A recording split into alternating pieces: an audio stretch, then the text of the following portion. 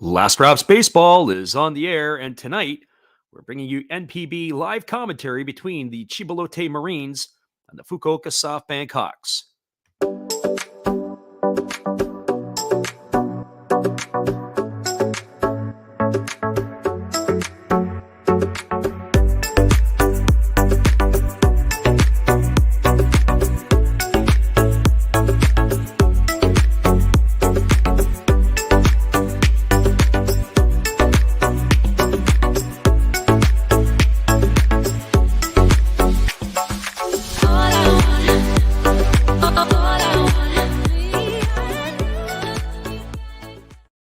Ohayo gozaimasu, konnichiwa, konbanwa, everyone, wherever you're at in the world. Welcome to Last Drops Baseball's live commentary of the Nippon Professional Baseball League.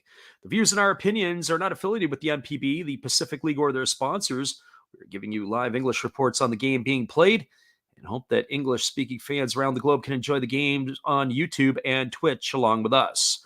First of all, we're giving the starting lineups for the visitors from Chiba. Leading off and playing in center field is number 38, Akito Takabe. Batting second and playing in left field is number 3, Katsuya Kakanaka. Hitting third and playing second base is number 8, and that's going to be Shogo Nakamura. And the cleanup spot and playing third base is number 5, Hisanori Yasuda. Batting fifth and playing first base is number 44, Seiya Inoue. Hitting sixth and doing the designated hitting is number 44. Check that. Number 6 and doing the designated hitting is number 0, Takashi Ojino. Batting seventh in right field is number 51, Koki Yamaguchi. Hitting eighth and playing shortstop is number 67, Kenta Chitani. And batting ninth and doing the catching is number 2, Ko Matsukawa. And they're going to be facing the ace of the Hawks, and that is going to be Kodai Senga. He takes to the hill with a 10-6 record. He's worked 131 innings. He's allowed 95 hits, 36 runs, 30 have been earned. He's walked 41 and struck out 142. And he's got an earned run average of 206. Well, that's the starting lineup for the visitors from Chiba. Now the starting lineup for the home team. The Fukuoka SoftBank Hawks will lead it off, playing second base, Masaki Momori. Hitting second is the center fielder, Taisi Makihara. And he's going to play center field. Batting third is the right fielder, number 9, Yuki Yanagita. And the cleanup spot and doing the designated hitting is number 54, Alfredo Despania. Batting fifth and at first base is number 7, Akira Nakamura. Batting sixth at shortstop is number 6, Kenta Imamiya. Hitting seventh in left field is number 31, Tomoya Mazaki. Batting eighth at third base is number 23, Yukio Shudo.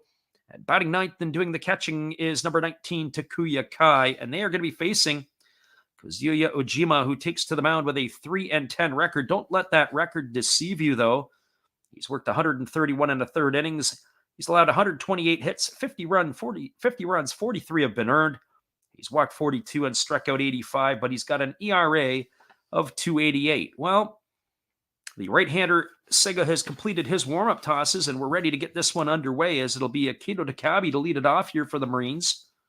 The Marines are on life support. They're hanging on. They're in 5th place in the Pacific League, and they are trying to be able to find themselves into a playoff position, but they don't have a lot of room left to do it. They are currently trailing the Hawks, the Buffaloes, the Lions, and the Eagles, as they are nestled in 5th place. So here comes the first pitch of the ball game as Kodai Senga kicks and delivers.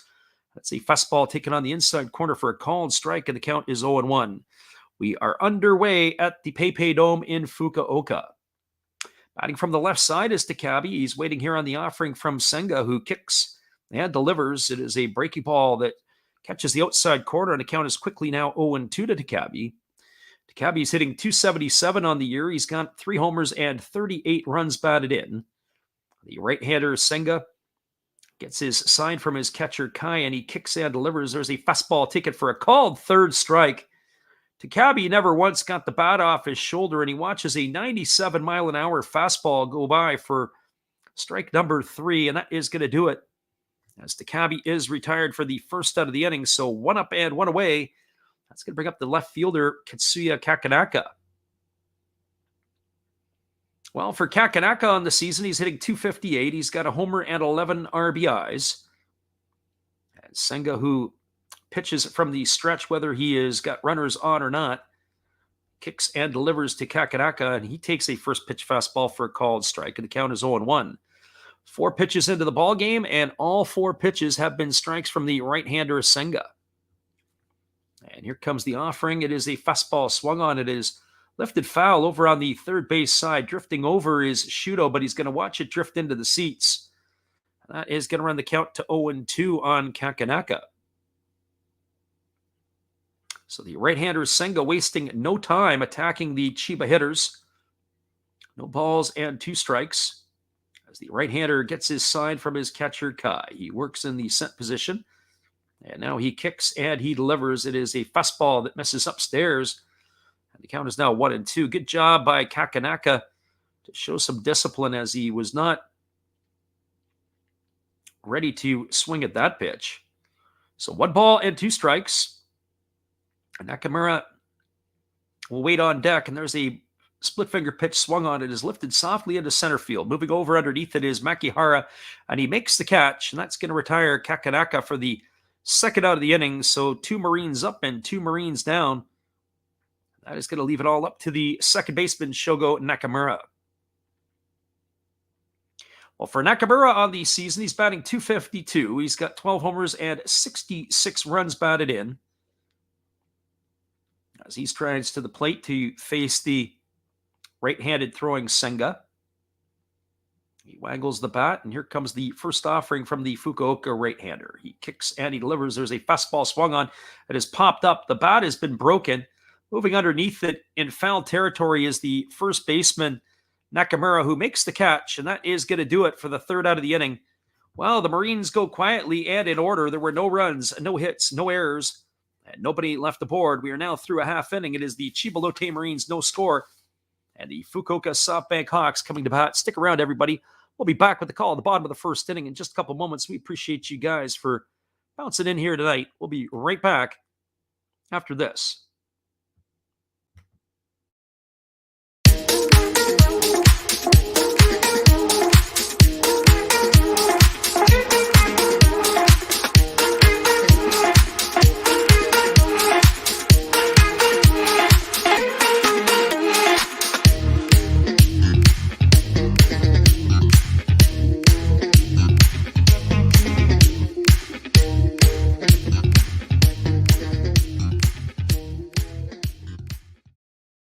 Welcome back, everybody. We are moving to the bottom of the first inning. It is going to be Momori, Makihara, and Yanagita to come to bat. And this game here is the only game that's going on in the Pacific League tonight right now. The other game will be a later start. It'll go off at 2 a.m. Pacific or 5 a.m. Eastern. That'll be the Tohoku Rakuten Gold Eagles and the Hokkaido Nippon Ham Fighters. In the Central League, there is one game slated to go at this point. The Yomiuri Giants and the Chinichi Dragons renew their acquaintances tonight. And again, at 2 a.m. Pacific or 5 a.m. Eastern, it'll be the Yokohama Dabe Stars and the Tokyo Yakult Swallows, who will face off against one another. The left-hander taking to the hill and completing his warm-up toss. This is Ojima, and he will be facing Momori, Makihara, and Yanagita to get things going. Chiba right now is 6 games behind the leaders. The leaders are the Fukuoka SoftBank Hawks. They're 72, 62, and 2. And they have 136 games played.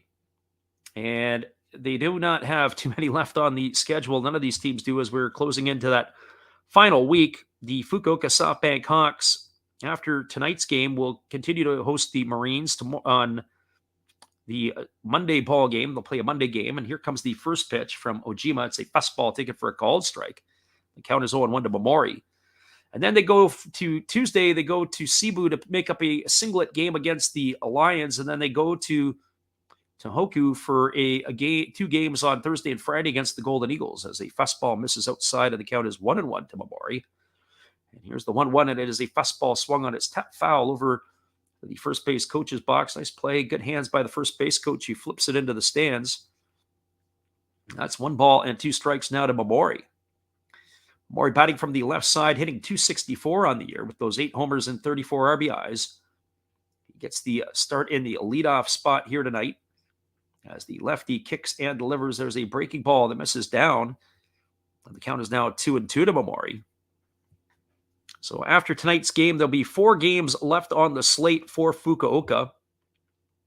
As far as the Chiba Lotte Marines are concerned, after tonight's ball game, of course, they play tomorrow, and then they have to play 2 games against the Fighters as there's a fastball swung on and fouled away. The count remains at 2-2, and then they have one last game against the Buffaloes. So all of their games are on the road. They've got 5 games, including tonight, that are left.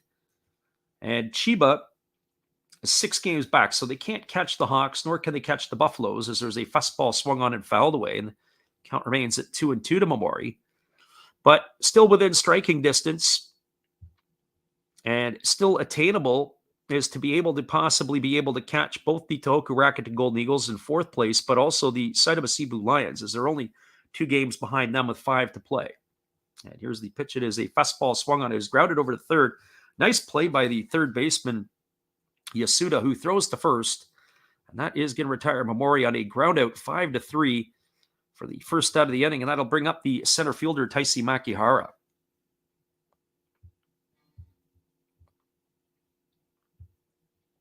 Our friend Mick is in the house. He says, Dana lost last night, the Yokohama Dana Bay Stars. Yeah, they did. The Bay Stars more than likely will settle themselves into second place in the Central League.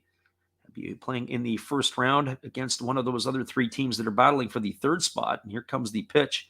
It's a fastball swung on and fouled away. And the count is 0-1 to Makihara. Taisi Makihara is batting .305. He's got 6 homers and 40 runs batted in. It's from the left side here against the left-handed throwing Ojima. As Ojima kicks and he delivers, it as a breaking ball swung on and fouled away. And the count is now 0-2. Defensively tonight for the Marines, from left to right across your YouTube channel, it is Tetsuya Kakanaka is in left field. Akito Takabe is holding down center, and Koki Yamaguchi is in right. As here comes the 0-2 pitch. And it is a breaking ball swung on and fouled away into that temporary seating. The count remains at 0-2 to Makihara. Around the horn from first to third at first base, it is Seiya Inoue. The second baseman tonight is Nakamura. The shortstop is Kenta Chitani, and the third baseman is Hisanori Yasuda. As here's the pitch. It is a breaking ball that is swung on and tapped foul. The count remains at 0-2 to Makihara. And of course, the battery of Ojima and Matsukawa is what the Marines have rolled out tonight. The Marines have the home white pants, or even though they're on the road, the traditional whites. They've got the black tops with the black piping. On the side, there's a fastball that just misses off the outside corner, and the count's now 1-2 to Makihara. So 1 ball and 2 strikes. So Makihara waiting on the offering here from the lefty, and there's a breaking ball swung on it. It is grounded through the 4-hole into right field. And that is going to be a 1-out single for Makihara as he is aboard, and that's going to bring up Yuki Yanagita to the plate. Well, for Yanagita, he's batting .272 on the year. He's got 22 homers and 75 RBIs. The Fukuoka right fielder has had, by his standards, probably not a great season. We've had a chance to see Yanagita. He's been up and down the lineup over the last month or so. They dropped him as low as 6th than when we had seen the Hawks in previous games. But he is a longtime Samurai Japan player and has been a big part of the Fukuoka teams when they were winning their championships in the NPB a couple of years ago. And here's the first pitch to him. It's a fastball that misses outside for ball 1. The count is 1-0 to Makihara.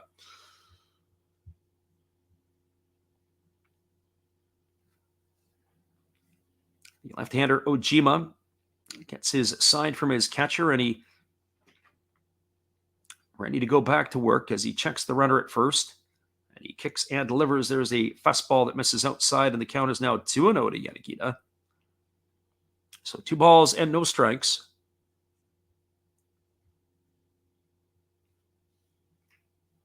Lefty Ojima has had a tough luck year this year. As we said, record-wise, he's 3-10, but statistically, he's done his job. And there's a fastball swung on it. It is grounded foul down the right field line, and it deflects off the wall. And a nice play there by the ball boy to scoop it up.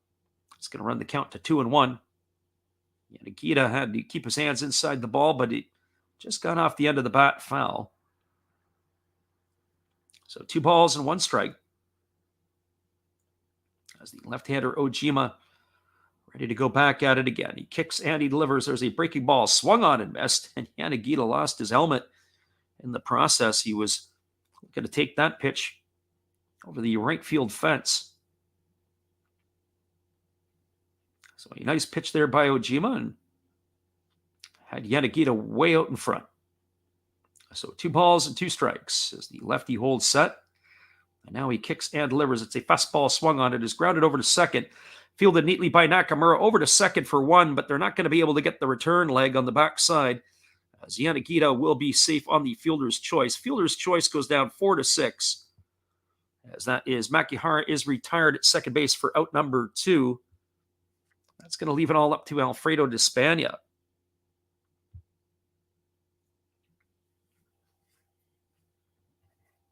Well, for Despaigne on the season, he's batting .269. He's got 12 homers to go with 37 runs batted in. He had a late start to his 2022 campaign with the Hawks. Since he has been inserted into the order, he has been very, very good.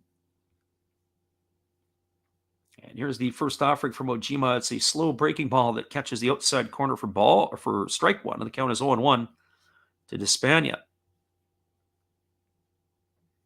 Despaigne waiting here on the offering now from the left-hander Ojima, who holds set. Now he kicks and delivers. It is a fastball swung on. It is grounded over to first. Fielded by Inoue. He steps on the bag, and that is going to do it for the Hawks in their half of the first inning, as Despaigne is retired on a ground out to third for the third out. Well, there was no runs in the inning. There was a hit. There were no errors, and there was 1 runner left aboard. We are now through 1 complete. It is the Hawks no score and the Marines no score. We'll be back with the call of the top of the second inning when we return. Appreciate you guys for being here with us. Hang tight. We'll be right back after this.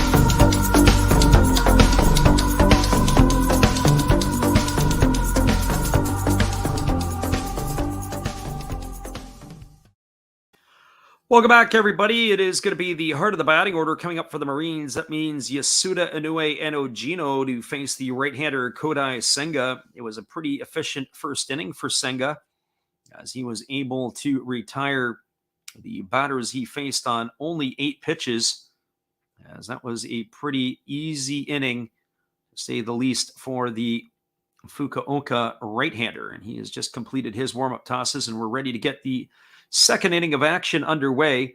Senga announced about a month ago that his intentions is to try to come over to play in Major League Baseball. And I think the right-hander would be a very nice addition to some staffs in the big leagues as a good number 2 on what we would call an average team, or a solid third on a very good team. As there's a fastball that misses inside for ball 1 to Yasuda, and the count is 1-0.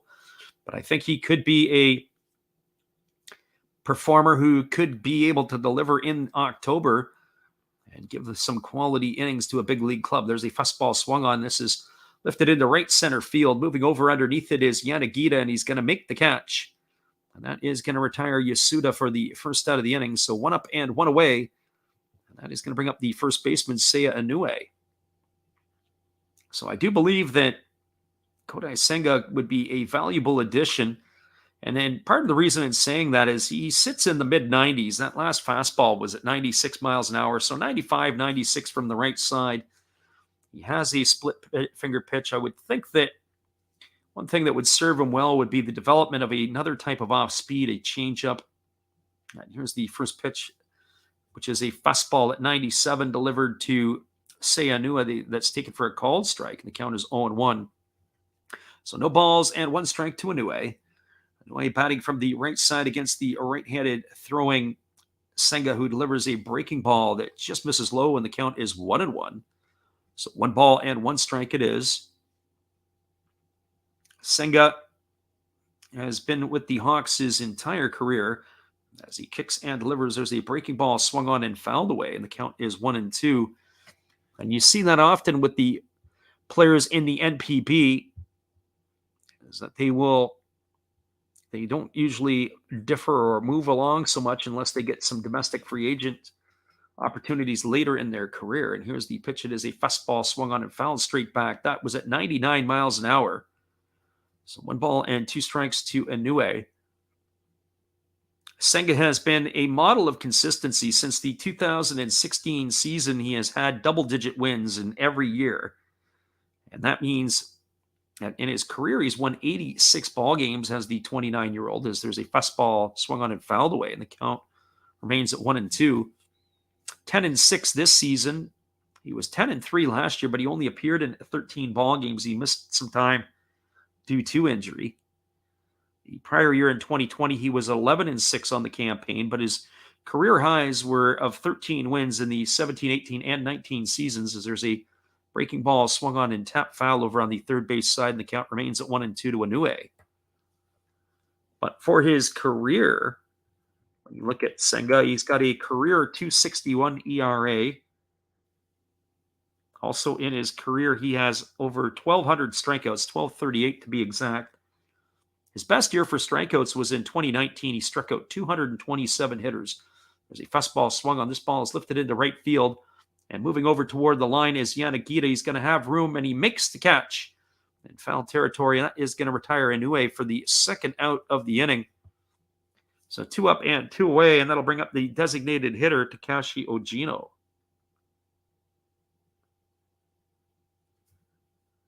Well, for Ogino on the season, he's batting .308. He's got 5 homers and 25 runs batted in. He bats from the right side against the right-handed throwing Senga. He really chokes up on the bat, does the Chiba designated hitter tonight. He also crowds the plate right up on top of Senga. And here's the pitch. It's a breaking ball. Drops in for a called strike, and the count is 0-1. So no balls and 1 strike.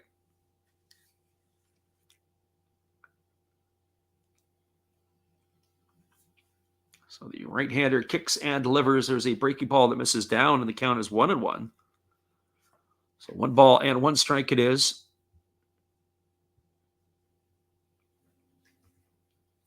Senga leans in, gets the side from Takuya Kai. He's ready to do it again. Here comes the 1-1 offering as he kicks and delivers. There's a fastball swung on. This ball is lifted into shallow center field. Coming in, and he's going to have to take it on the hop as the center fielder, Taisi Makihara. You got to be careful of the turf here. That ball's got a lot of spring in it.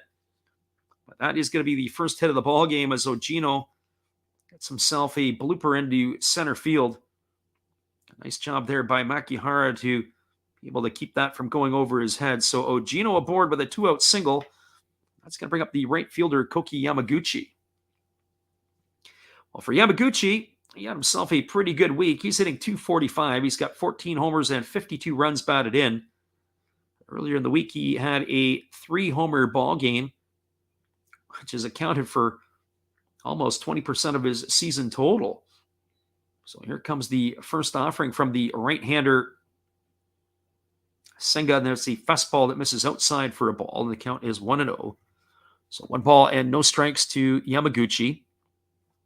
The runner at first is Ogino. There are 2 gone here in the top of the second inning as the right-handed Senga holds set. And now he kicks and delivers. It's a fastball swung on and missed, and the count goes even to 1-1. Yamaguchi has hit .245 on the year. He's got 14 homers and 52 runs batted in as the right-handed hitting right fielder of the Marines. So Senga resets himself And he gets the signs from his catcher, Takuya Kai. And now he works to the set position. He checks the runner at first. And now he kicks and delivers. It's a fastball taken for a called strike. And the count is now 1-2 strikes. You do have to keep your eye on Gino. He can run a little bit. He's got 15 stolen bases on the year. There are some players in this Marines lineup who can run. Shogo Nakamura has done his part of stealing bases this year as well. He's got 15. But the big gun is the top of the order. That's Akito Takabe, who has 42 bags swiped for the Marines so far in the 2022 campaign. So here comes the 1-2 offering now to Yamaguchi as the right-hander holds set. And now he kicks and delivers. It's a fastball taken for a called third strike. Yamaguchi stood there and watched that one go by for out number 3, and that is going to do it here for the Marines in their half of the second inning. There was no runs in the inning. There was a hit on the single by Takashi Ogino. There were no errors and 1 runner left aboard. We are now moving to the bottom of the second inning. It is the Chiba Lotte Marines no score and the Fukuoka SoftBank Hawks no score. We'll be back in just a moment with the bottom of the second inning after this.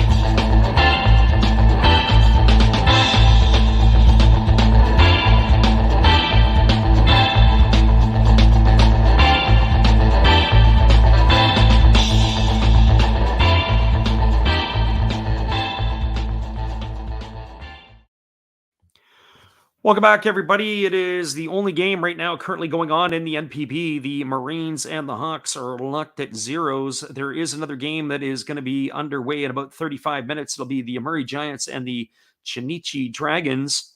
The other games across the NPB, there's only 2 others tonight. The Tohoku Rakuten Golden Eagles and the Hokkaido Nippon Ham Fighters go at 5 a.m. Eastern or 2 a.m. Pacific, and the Yokohama Dana Bay Stars and Tokyo Yakult Swallows also get underway at 2 a.m. Pacific or 5 a.m. Eastern.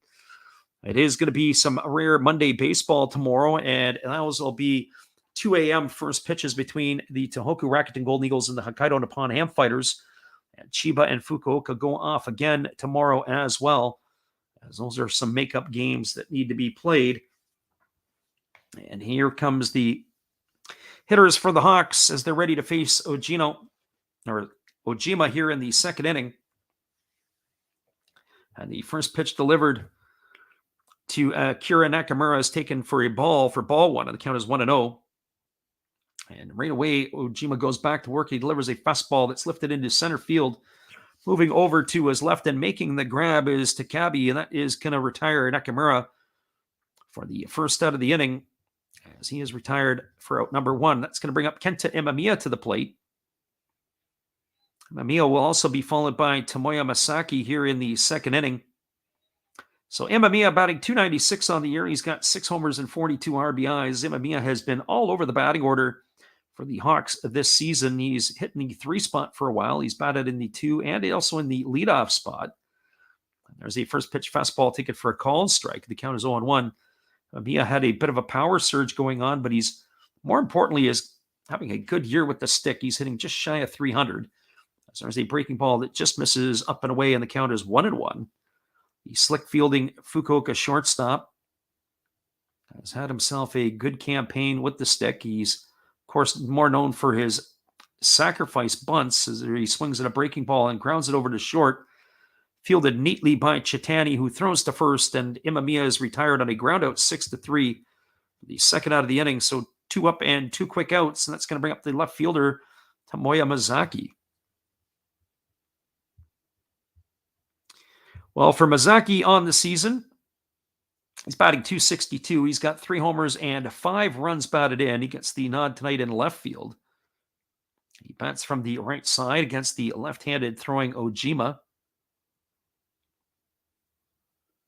As he waggles the bat, and here's the first offering. It's a breaking ball that is Swung on it is popped softly over to first. Seiya Nue underneath it makes the grab, and that is going to do it here for the Hawks in their half of the second inning. Man, that was a quick inning. They went quietly here. No runs, no hits, no errors, and nobody left the board. We're now through two complete. It is the Chiba Lotte Marines nothing and the Fukuoka SoftBank Hawks nothing. Stick around, everybody. We'll be right back in just a couple moments with the call of the top of the third inning.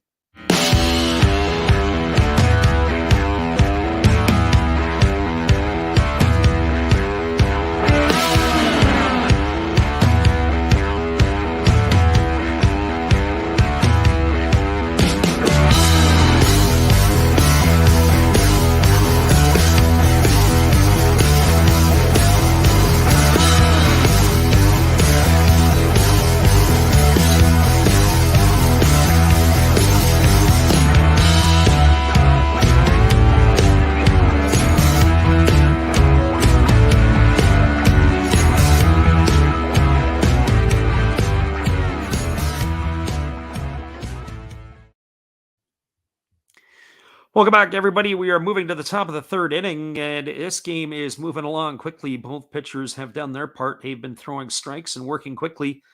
It'll be Kenta Chitani, Ko Matsukawa, and Akito Takabe to get things going here in the top of the third inning, as Kodai Senga has been effective in his 2 innings of work.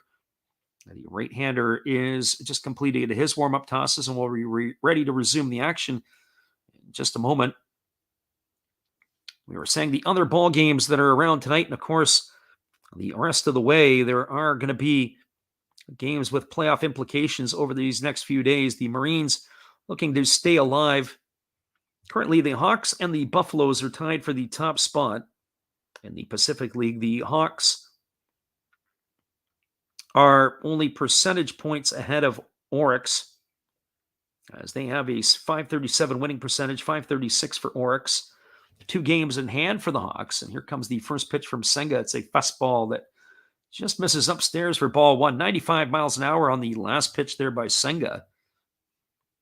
A right-handed hitting Chitani waggling the bat, waiting here on the offering from the Fukuoka right-hander. And there's a fastball that misses down, and the count is now 2-0. Chiba, who sits 6 back of the Hawks and Buffaloes, can no longer catch them.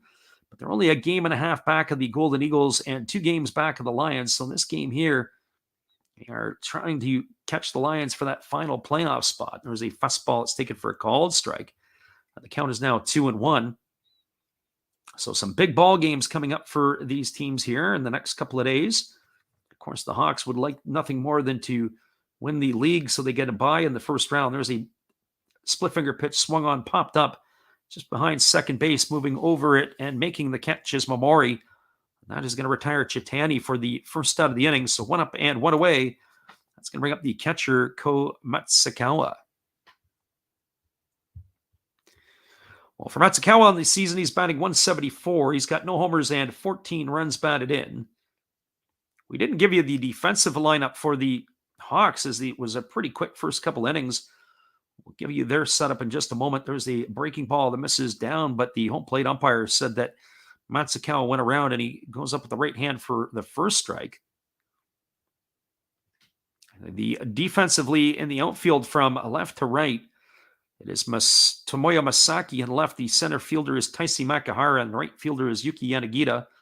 As the fastball misses upstairs to Matsukawa, and the count is 1-1. Around the horn from first to third, it is Akira Nakamura at first. The second baseman is Masaki Momori. The shortstop is Kenta Imamiya, and Yukio Shudo is holding down the bag at third. As that fastball misses upstairs, it's now 2-1 to Matsukawa. And of course, the battery is Senga and Kai.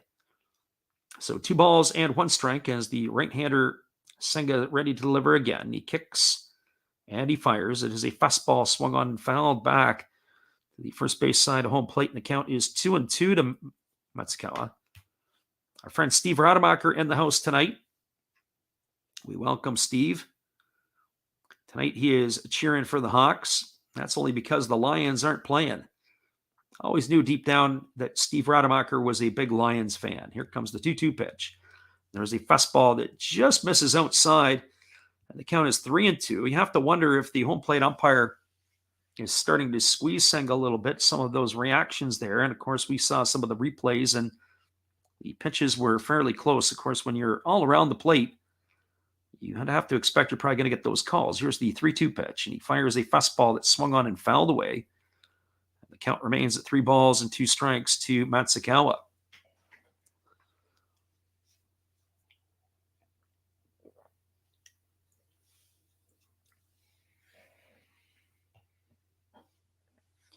Our friend Mick says smoking in baseball is the best thing ever.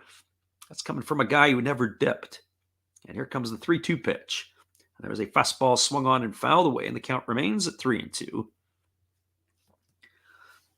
I remember back in the day, the big rage. I know sometimes the players, they like to chew their Copenhagen or some of those type of things, but certainly back in the day used to be the red man chew, the big leaves. You would take your bubble gum, make it into a patty on your hand, and then throw the red man into the middle of it and chew it away. As here comes the 3-2 pitch. It is a fastball that just misses outside. It's going to be ball 4 as Matsukawa's get himself a 1-out walk here, and that'll bring up the top of the order in Akito Takabe. One of the things that it would be interesting to have a conversation with the Marines manager in Taniguchi. He's got his catcher batting in the 9 spot, but yet he's got his big base stealer Akito Takabe in the top spot. And Matsukawa does not particularly run very well. He runs okay for a catcher, but he doesn't particularly run well in the big scheme of things. And he's going to be clogging up the base paths for Takabe, who is hitting behind him. Why they would not consider maybe putting somebody with a little bit more wheels at the bottom part of the order, not to disrupt their leadoff man. There's a first pitch breaking ball that swung on and fouled away. And the count is 0-1, but only Taniguchi would be able to answer that, the manager of the Marines. So no balls and 1 strike. Takabe struck out looking his first time up on 3 pitches as he waits here on the offering from Kodai Senga, who checks his sign from Takuya Kai. And he works into the set position. He checks the runner at first, and now he kicks and delivers. It's a fastball swung on and fouled away. Count is now 0-2 to Takabe. So no balls and 2 strikes. The right-handed throwing Senga. Ready to work again. He gets the sign from his catcher. And here comes the offering. And he kicks and delivers. There's a split finger pitch that misses down. That's going to be 1-2. Mick says he never chewed, but curious on a guy who smokes green. Wonder what kind of buzz you get from chew. Well, I can tell you this much. If you ever swallowed some, you'll get quite the buzz. It'll almost knock you out. I can't say I'm a guy who dipped a lot. Did a number of years ago, try it a little bit. But I remember one time I was umpiring a game, and this is in a little bit later on, as there is a split finger pitch swung on and missed, and Takabe is retired on strikes. He is going to be gone for the 2nd out of the inning. So 2 away, and that is going to bring up the left fielder, Katsuya Kakanaka. I was umpiring a game one time, and this is after my playing was done, and I took a foul tip right in the mask and swallowed a little bit. And in between innings, I had dropped to one knee because everything was spinning around like crazy. You certainly don't want to ingest any of that stuff because, boy, it can really make your head spin. So Kakanaka at the plate, the left-handed hitter, waiting on the offering here from Senga with 2 gone and a runner at first. And the pitch is a fastball that just misses off the outside corner, and the count is 1-0. Kakanaka flew up to center field his first time up. He's 0 for 1 on the evening as he waits here on the offering from Senga, who gets his sign from Takuya Kai. We've got Alexander Leggett in the house tonight. As the right-hander delivers, it is a fastball swung on and fouled away, and that's going to run the count to 1-1. Kakanaka, the literal translation, at least through the NPB website, is in the corner. So every time I see in the corner, I know Kakanaka is in the lineup. And ironically, he's in left field, so also associates with the position that he plays. He's in the corner. So 1 ball and 1 strike to Katsuya Kakanaka. He also has a very unique batting stance. He really widens out. It's a bit of an open stance here, and there's a fastball that misses upstairs, and the count is now 2-1. But his two-strike approach, he really widens out, takes away any type of stride. He loads up all his weight to the backside, puts him in the hitting position where he can just fire his hands. So 2 balls and 1 strike to Kakanaka as the right-hander Senga holds set. And here comes the pitch. It is a breaking ball that misses upstairs, and the count is now 3-1.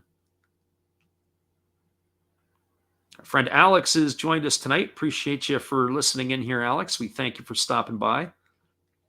I don't know if it's Vin Scully-ish, but it's certainly something, that's for sure. We've got a lot of fun in doing the games, and hopefully you can stick around for the stuff coming up here as the playoffs will be beginning in another couple of weeks. So 3 balls and 1 strike to Kakanaka as the right-hander Senga works from the stretch. And now he kicks and fires. It is a breaking ball swung on. It is looped over the head of the shortstop, Mamiya. It's going to get down for a base hit in left field. The left fielder is juggling it. The throw comes into second base. A good read by the base runner, Matsukawa, who goes all the way around to third. That's going to be a single for Kakanaka. And one would have to think they're going to award an error to the left fielder, Masaki, because he was juggling the ball. That ball should have been fielded cleanly. Not sure what he was thinking. And the next thing you know, that allows the runner, Matsukawa, to go all the way over to third base. We'll see how they rule it, but I'm putting E7 in our book because that's how I would rule it. So that puts runners on the corners with 2 out, and it brings up the dangerous Shogo Nakamura. Our friend Alex says, you might say it's stance for getting the ball into the corner. Well, that may be on that one there for sure. Well, Nakamura steps to the plate. He popped to first his first time up. He's hitting .251 on the year. He's got 12 homers and 66 runs batted in. The captain of the Marines waggles the bat from the right side as he waits on the offering here from Senga. Senga works to the set position. He checks the runners. And now he kicks and fires. It is a fastball that just misses off the outside corner for ball 1, and the count is 1-0. Certainly not getting the calls from the home plate umpire yet. He is around the zone consistently tonight is the right-hander Senga.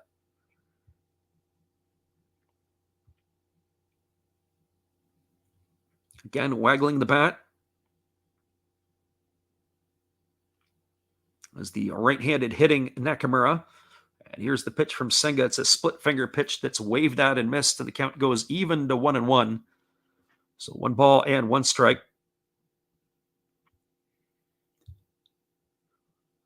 There's more action again, as we said on Monday.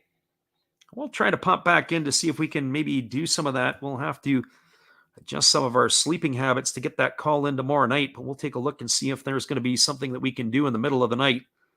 So for those of you who are up in the late nights and want to join us, you're more than welcome to. And there's a split finger pitch that misses down. And that is going to be 2 balls and 1 strike to Nakamura. We've got the living room in the house. We appreciate him for popping in. That is about the time of the night. So 2 balls and 1 strike. So the runner Kakanaka is at first. Matsukawa is at third. As the right-handed Senga gets his sign from Takuya Kai. Here comes the 2-1 offering. It's a split finger pitch that misses down. It's now 3-1 to Nakamura. I have to say, the way that the game started for Senga, he looked like he was in that groove early on. He retired the first 5 batters he faced. Now it's started to become a bit of a struggle here in the 3rd inning. He's lost a bit of the command of his pitches. And his efficient pitch count has really started to ratchet up. This is going to be pitch number 50 of the ball game coming up right here to Nakamura.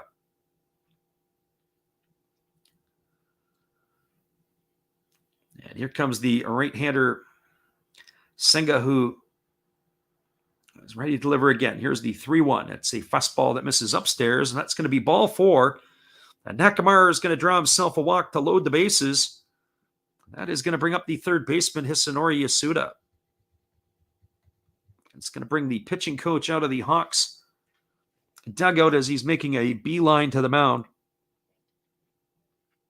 I have to say, we've seen a few times I had posted up in Major League Baseball. I said, who's got the best mustache in Major League Baseball? Former players, current players, some of that stuff as well.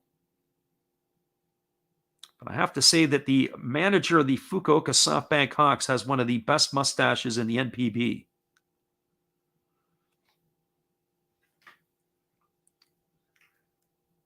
So that conference on the mound is over, as Takuya Kai is heading back behind home plate and the pitching coach is off the field. We are ready to resume the action as Yasuda steps to the plate. He's 0 for 1 tonight. He flew to right field his only time up. .262 batting average entering the fray tonight for Yasuda. He's got 9 homers and 45 runs batted in to go with it. A friend of the living room says Miles Michaelis has a pretty good mustache, and so does Dylan Cease of the White Sox. Randy Dobnik, who got DFA'd, he's got that almost like that, not Fu Manchu, but he's got almost like a goatee and everything going on in that one. Here's the first offering. It's a fastball swung on and lifted foul over on the third baseline, and the count is 0-1 to Yasuda.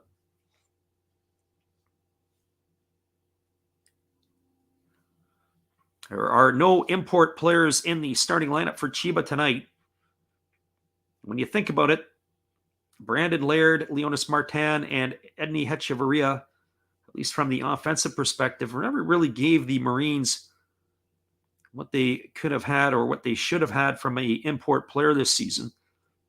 Laird's career, of course, was a great career. Leonis Martin had given some good years in the NPB. There's a fastball that misses upstairs, and the count is now 1-1. This well never ends. We appreciate you for popping back in here the other night. And hopefully no technical issues tonight. That was unbelievable the other night. Couldn't believe it. We've had a pretty good run this year in terms of our stuff. And then all of a sudden it was just absolutely crazy. Everything was just going sideways. 8 innings was pretty good. And then all of a sudden we got into the 9th inning and then things just started to go up and down and in and out. And it wasn't at our end per se. And I think it was the Pacific League itself or the home team for Tohoku as the fastball catches the inside corner and runs the count to 1-2 on Yasuda. So 1 ball and 2 strikes. We'll have to make some decisions. I'm going to maybe see if we'll do something in the middle of the night tomorrow night. We are getting into crunch time.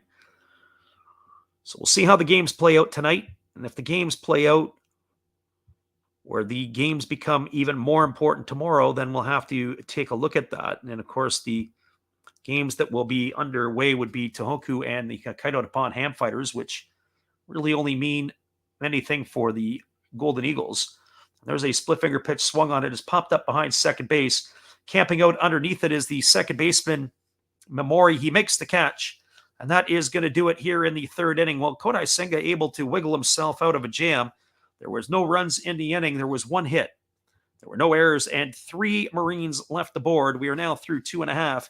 It is the Chiba Lotte Marines no score and the Fukuoka SoftBank Hawks no score. Stick around, everybody. We'll be back in just a couple moments with all the action after this. Appreciate you guys for popping in on this wonderful Saturday night or early Sunday morning, wherever you're at.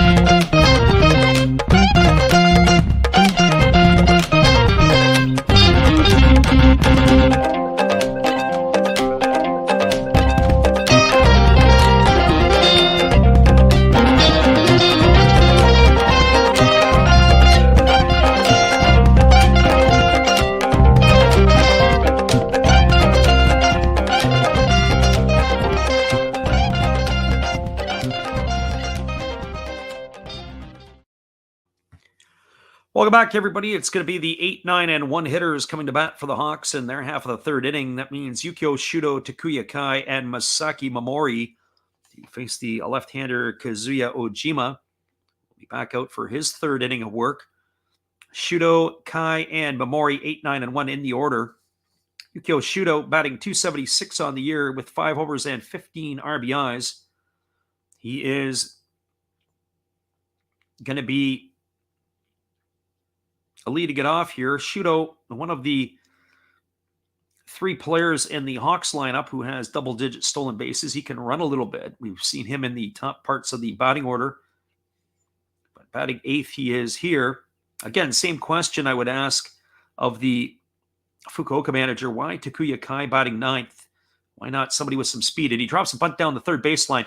Yasuda's going to field it. He's going to have to hurry. It's going to be offline, and Yukio Shuto is going to get himself a leadoff single with a beautiful push bunt down the third baseline to get things going here in the 3rd inning for the Hawks, and that's going to bring up the catcher Takuya Kai. Yasuda was already playing in. He charged the ball, fielded it barehanded. But that took the first baseman Inoue a little bit offline. But he wouldn't have got him anyway, wouldn't have made a difference. And a runner now at first base is Shuto, and Kai steps to the plate. I wonder if we're going to see another one here. Why not keep the conga line rolling? And you can already tell Takuya Kai looks like he is coming up ready to bunt. Or is he? They've taken the, looks like they're going to maybe not do it here, but I would be surprised. You've already dropped one down. You keep going to the well, even in a sacrifice position. That's what I would do. Maybe Yasuda, you're getting his head here a little bit, and they are squaring to bunt. The ball is popped up, and it is foul over to the on-deck circle by Masaki Momori, and the count is 0-1 to Kai. A very good effort by Kai to see the ball down. He popped that thing right up. It was a late break by Takuya Kai. Usually the Hawks are a team that has that early square, the early break. They show bunt early. Shuto's got himself a healthy lead over at first base. He's almost got 2 feet on the turf. One on the dirt, one on the turf, but that left foot, and there they throw over to first, and diving back in time is the runner Shuto. So the lefty, Ojima, getting his sign from his catcher Matsukawa. No balls and 1 strike to Takuya Kai as the lefty now comes to the set position.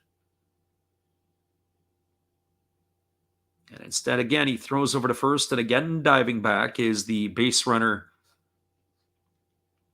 Yukio Shuto. That's one thing with the Japanese pitchers. I'd be curious to see. You can't always get the good angles here because of where we're viewing it from. But there are a lot of lefties who I feel do not have good moves. And there's a bunt. It's down the first baseline. It's a good one. It is fielded by the catcher, Matsukawa. He throws to first. And a well-executed sacrifice bunt. That is going to retire Takuya Kai 2-4. For the first out of the inning, it's going to advance Shuto over to second. That's going to bring up the top of the order, Masaki Momori. With 1 gone here in the 3rd inning and a runner in scoring position. So as I was saying before, the left-handed pitchers, at least in my opinion, and this is in my opinion only, is I don't see a lot of Japanese lefties with good moves. Friend Alexander Leggett said leaving that many guys on base the last half inning is just sad. Yeah, there's just no clutch hitting for the Marines. They set the table. They invite everybody to dinner. And then what happens is the guests don't show up. That's what it seems like anyway. So here comes the first offering from the lefty Ojima. It's a fastball that misses upstairs for a ball, and the count is 1-0. Momori tonight grounded to third, his first time up to start the ball game. As the Hawks, at least in their minds, feel that this could be a 1 or 2 run ball game, they're going to try to chip away here. Here comes the 1-0 pitch. That is a breaking ball that misses down and away, and the count is now 2-0. So 2 balls and no strikes to Momori.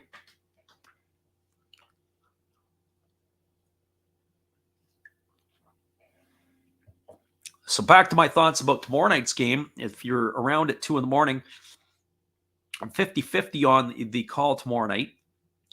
And the reason I'm 50-50 on it is I'd like to see what the outcomes of tonight's games look like before we start rattling off tomorrow. There's a breaking ball that misses outside, and the count is now 3-0. But as I said, the games slated for tomorrow are the Tohoku Rakuten Golden Eagles and the Hokkaido Nippon Ham Fighters. That game really has only implications for Tohoku, where it depends on what happens here tonight. Chiba wins, Fukuoka loses. Fukuoka, for them, they're more than likely in the playoffs. There's a fastball taken for a called strike. Count is 3-1 to Momori, but the Marines with a win, and depending on the outcome of those other games tonight between certainly focusing on, or at least the game between Tohoku and the Fighters, will have implications on whether or not we would call that one. Of course, the Saitama Cebu Lions can't do anything other than to watch these teams play today and tomorrow as they are off. And here's the pitch from Ojima. It's a breaking ball swung on. This ball is lined into right field. It's going to get down for a base hit. It's going to get into the corner. Shudo's going to score easily from second base. Rounding first and heading to second is the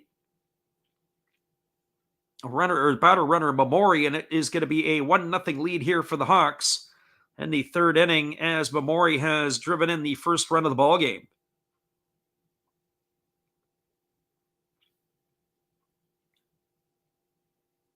Just taking a look, it was a belt-high fastball. Momori was able to scorch into the right field corner. Yamaguchi had to go in after it. It was a good throw back in. Get a check here. We've got the traded places as Momori's got himself a double and an RBI, and that's going to bring up the center fielder Taisi Makihara. So a 1-0 lead here for the Hawks in the bottom of the third inning. And as Alexander Leggett had pointed out, leaving that many runners on base earlier on is definitely the problem, that's for sure. Alexander says that it's the Hawks' games to lose. And definitely if they want to maintain their pace with the Buffaloes, they've got to take care of business here. And here's the first offering to Makihara. It swung on and fouled away, and the count is 0-1. Fouled right off at home plate. Makihara has raised his average up to .310 on the year. The single earlier on, he's got 6 homers and 40 RBIs. Check that, he's hitting .306 on the season.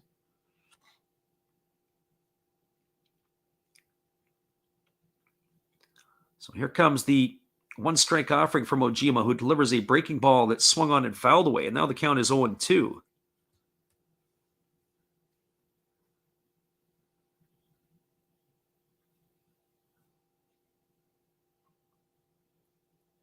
Friend Alex says every pick that he gave to the guy the other night was wrong. If he made a parlay of the opposite, he would have done the job. Yeah, sometimes that happens.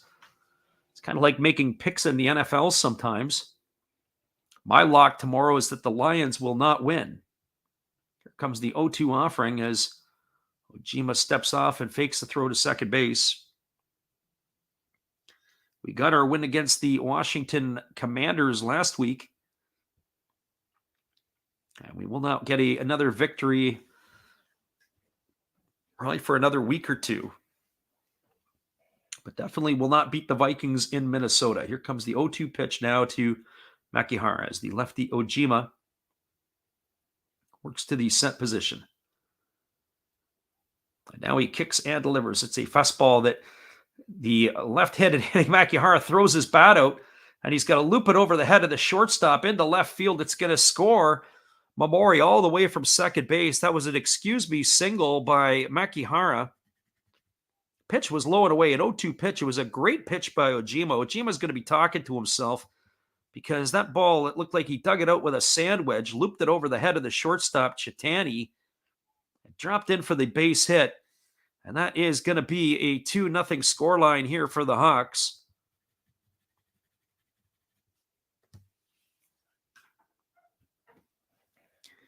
Friend Alexander Leggett says, be careful about the Lions. They're decent this year. It's a mirage, Alexander. It's a mirage. That's what it is. So the Hawks now have a 2-0 lead with Makihara at first and Yuki Yanagita stepping to the plate. It's 3 hits in the inning for the Hawks so far. The leadoff single by Shuto, the sacrifice then by Takuya Kai, then Masaki Momori's RBI double, and an RBI single by Makihara have now pushed the Fukuoka Ball Club out in front 2-0. And Ojima now working to the set position. And he kicks and delivers. There's a breaking ball that misses down and away, and the count is 1-0 to Yanagita. Yanagita tonight bounced into a fielder's choice his first time up. He is 0 for 1 on the evening. Batting .271 on the year with those 22 homers and 75 runs batted in. Hitting from the left side against the left-handed throwing Ojima. Ojima checks the sign from his catcher Matsukawa, and he works to the set position. And now he kicks and delivers. It's a fastball taken for a called strike. The count is now 1-1 to Yanagita. The designated hitter Alfredo Despania will wait his turn on deck. So 1 ball and 1 strike. As the left-handed hitting right fielder waits on the offering here from Ojima, who holds at the belt and now kicks and delivers. It is a changeup swung on and missed. And Yanagita, for the second time in as many at-bats, swung so hard his helmet came flying off. So 1 ball and 2 strikes to the Fukuoka right fielder. It's a pretty healthy crowd. Nice to see the crowds back in force, especially late in the year in the NPB. I remember last year watching a lot of these games as Ojima throws over to first base and getting back in time as the base runner. One of the things that I think is very interesting is the iPads that were on the robots last year, the dancing robots in right field in Fukuoka. We don't see those anymore. There comes the 1-2 pitch. There is a fastball swung on and it's lifted foul into the seats down the third base line, and the count remains at 1-2. Makihara was on the move on the pitch. I was saying in the last half inning of the Marines have no import players in the starting lineup tonight. And it kind of makes me wonder if they're going to ride the rest of the way. The import player is really not making a huge impact. Brandon Laird with his home runs, yes, but unfortunately his career in the NPB may be coming to an end. There's a breaking ball that misses down, and it's now 2-1 to Yanagita. Laird had himself a fine career. I believe it was 8 seasons in the NPB between the Fighters and the Marines. Able to churn out a decent career. Our friend Angelo has popped up in here tonight. Welcome, Angelo. Appreciate you for being here. Here comes the 2-2 offering now from Ojima. As Yanagita stands ready, but instead they throw over to first, and diving back in time is Makihara.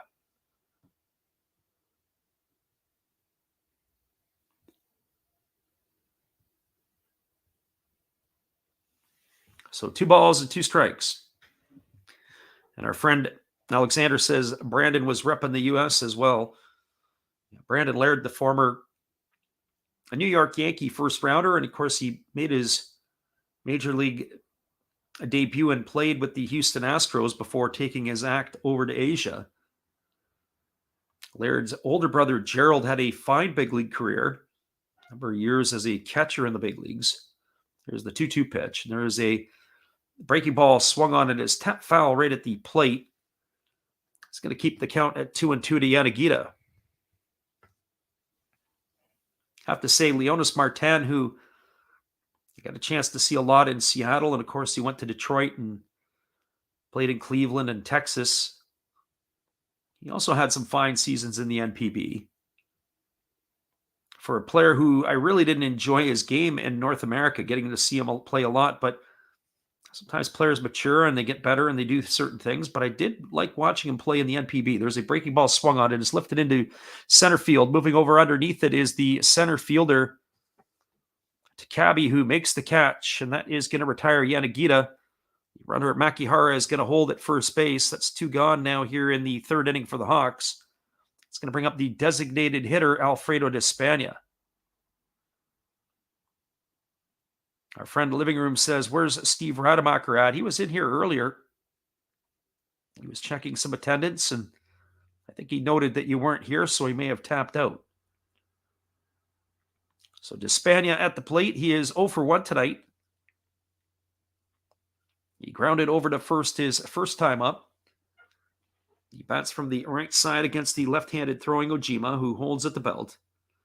Now he kicks and delivers. There's a fastball taken for a called strike. The count is 0-1 to Despania.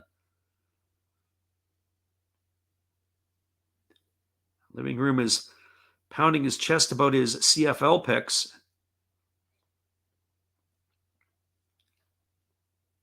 So here comes the 0-1 pitch.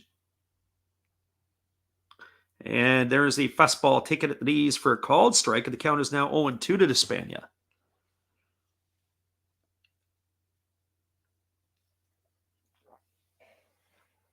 It's actually a really good job by the catcher Matsukawa to receive that pitch. The pitch was inside at the knees to the right. He dropped to his knee. Was able to pull that one and give that the call for the strike. There's a breaking ball that misses outside. The count is now 1-2. So 1 ball and 2 strikes it is.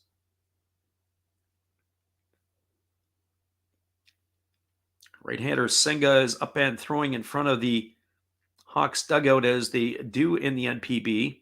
That's actually something I do kind of like. If that's a way to speed up the game. There's a breaking ball swung on. This ball is belted into deep left field, moving back onto the warning track and making the catch in front of the Mizuno sign is the left fielder Kakanaka, and that is going to do it here for the Hawks in their half of the inning.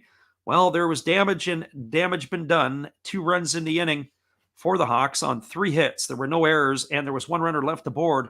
We are now through 3 complete innings. It is the Fukuoka SoftBank Hawks 2 and the Chiba Lotte Marines. No score. Stick around. We'll be back in 30 seconds with the call right after this. Appreciate you guys for being here. Hang tight.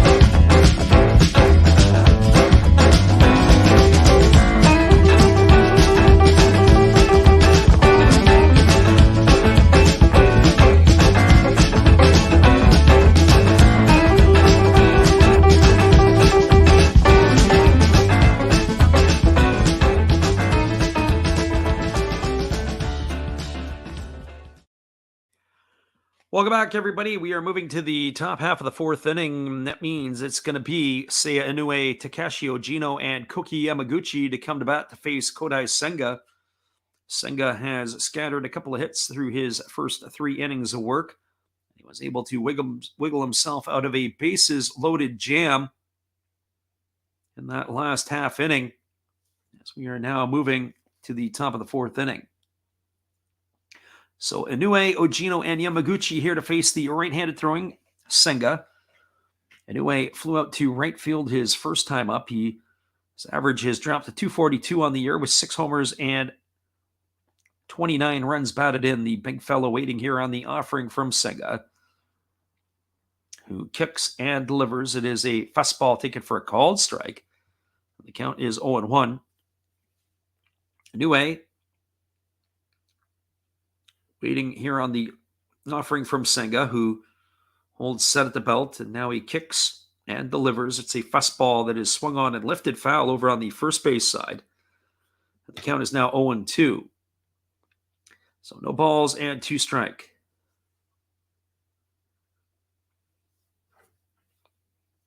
So Living Room says it's going to pay for his rust proofing on his new used Caravan. And here comes the 0-2 pitch. And as the fastball swung on, this ball is lifted into right center field, and this ball is going to get down. It's cut off by Yanagita. As he fires it back in, it's going to hold the first baseman Inoue to a long single. That is going to bring up the designated hitter in Takashi Ojino.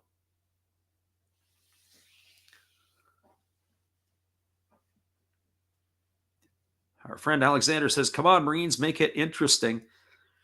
Well, where they can make it interesting is if they could chase Senga early here. And now the Fukuoka bullpen has generally been pretty good this year, but I think this is one of those nights that I would rather be facing the Fukuoka bullpen than I would be Kodai Senga.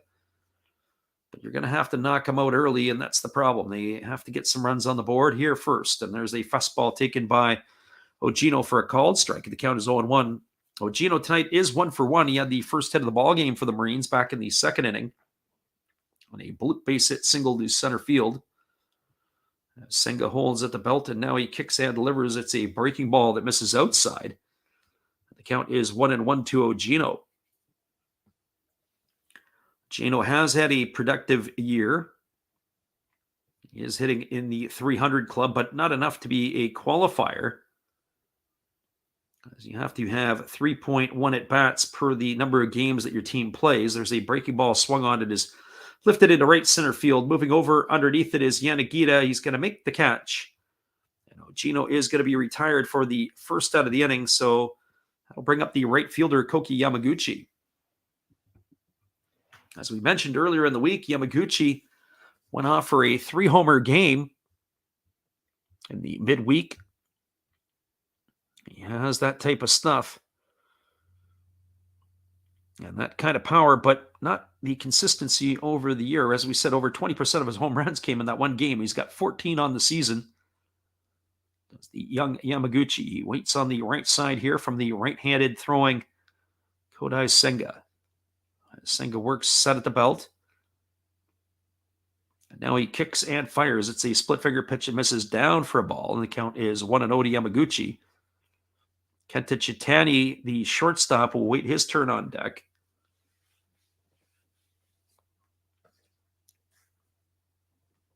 As Takuya Kai makes his way in front of home plate to do a little bit of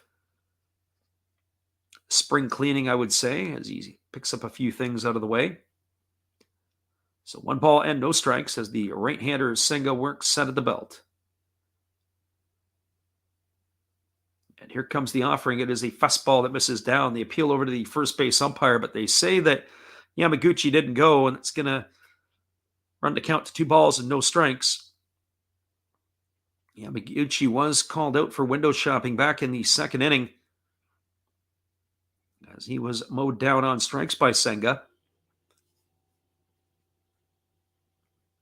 So here comes the 2-0 as the right-hander now ready to deliver.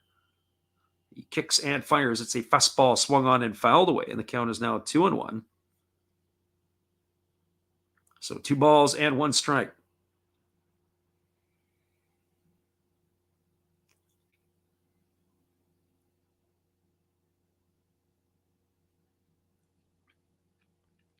Yamaguchi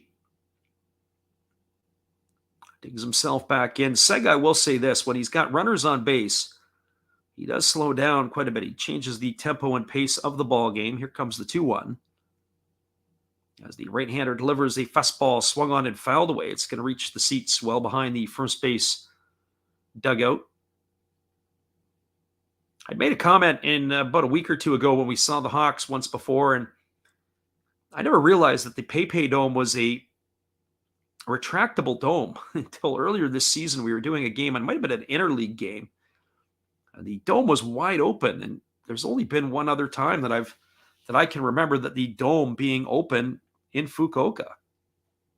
Most of the time we do these games, the dome is closed shut.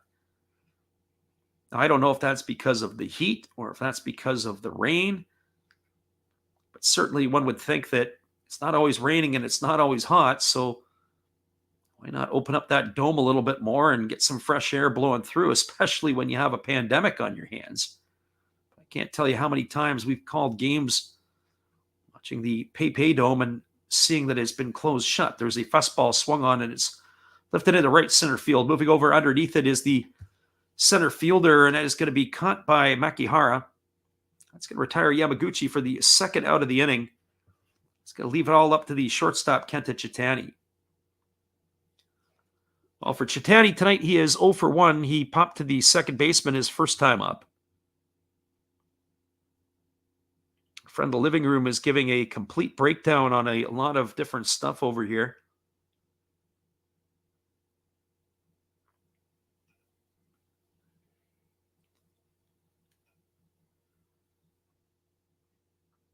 So here comes the shortstop Chitani to the plate. The first pitch is a fastball that he checks a swing on and fouls it off over on the first base side. The count is quickly 0-1. Almost an excuse me swing. 66 pitches now for Senga. You're in the fourth inning.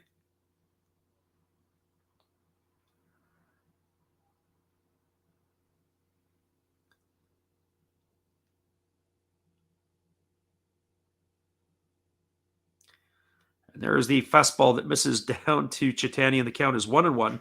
Trying to catch up with the chat over here and just looking in at what the living room has to say. And there he's posting up his numbers. So 1 strike as the right-hander Senga ready to deliver again here to Chitani. He holds at the belt and now delivers it as a split finger pitch swung on and missed. The count is now 1-2. So 1 strikes.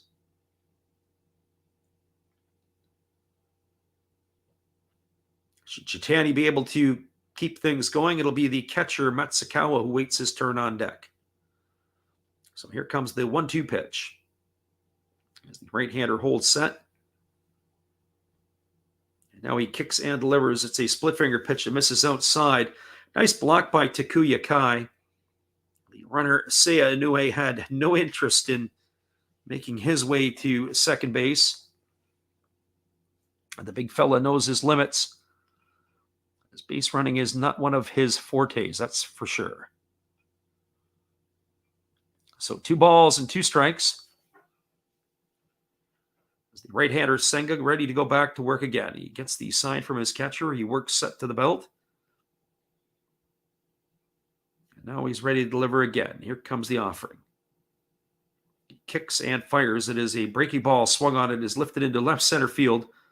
Moving over underneath it is the center fielder Makihara, who makes the catch. And that is going to do it here, as that will finish the Marines off in the fourth inning. Well, they got a leadoff single by Seiya Inoue. And then it was 3 fly balls that ended the inning. No runs, 1 hit, no errors, and 1 left the board. That's 5 runners left in the first 4 innings for the Marines. It is the Fukuoka SoftBank Hawks 2, the Chiba Lotte Marines no score. Come on back. We'll be here again for the bottom of the fourth when we return after this. Appreciate you guys for being with us. It's time for us to get up, stretch our legs, and go get ourselves a drink of iced tea. Nestea iced tea, for those of you who might ask. We'll be back in just a few moments as we'll put this on loop, give you our little break.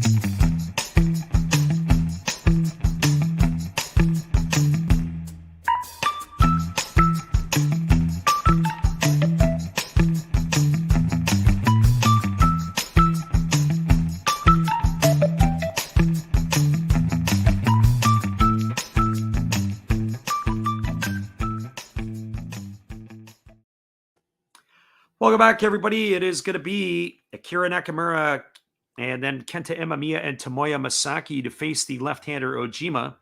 The first pitch that was delivered to Nakamura was taken for a ball for ball 1, and the count is 1-0.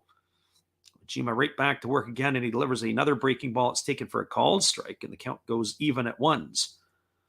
He wastes no time, does the lefty, and he delivers another breaking ball that bounces up to the plate, and the count is 2-1 to Nakamura. This is called speed baseball right here. He wastes no time. He gets the ball. He's ready to go again. And here comes the 2-1 pitch from the lefty, who kicks, and he delivers. It's a fastball swung on and fouled away. And it's now 2 balls and 2 strikes to Nakamura. Alexander Leggett says Arizona's better. I agree, Arizona iced tea, but I'm a big fan of the peace tea. So anytime I get an opportunity for the peace tea, I make a run for that. Up here they have Arizona that they'll sell in cartons sometime. There's a fastball that swung on. It is taken on one hop by the third baseman, Yasuda. He throws to first, and it's not going to be in time.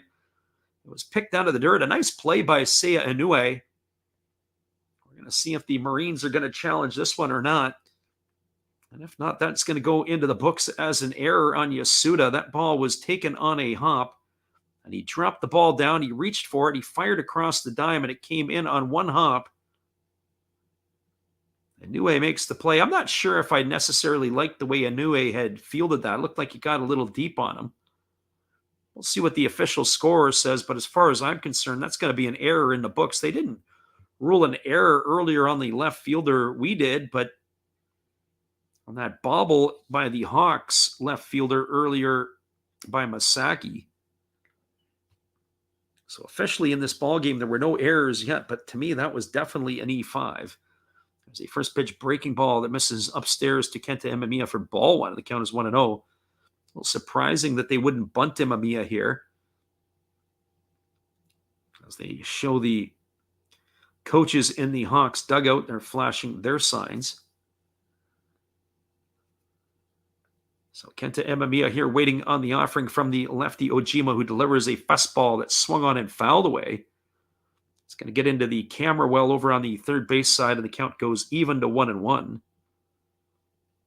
So 1 ball and 1 strike. Nakamura, the runner at first. I forget who it was. It might have been Brian Solera, who we were talking about it before. Maybe it was that other fella who was in here before. I think it was Joe Cheng or Joe Mao.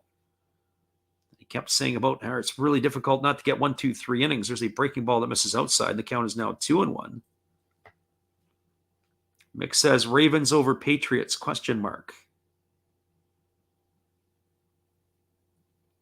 I haven't really looked at the NFL games for tomorrow, or really know outside of the Lions are playing the Vikings. My nickels would be on the Vikings in that one for sure. So here comes the 2-1 pitch as the lefty now kicks and delivers. There's a breaking ball swung on. It is fouled straight back into the catcher, as Matsukawa is down on all fours.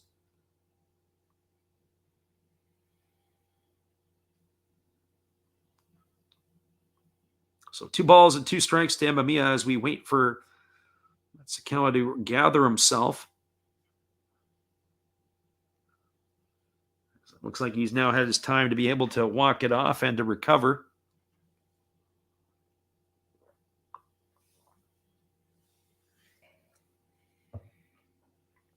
So here comes the 2-2 pitch to Imamiya.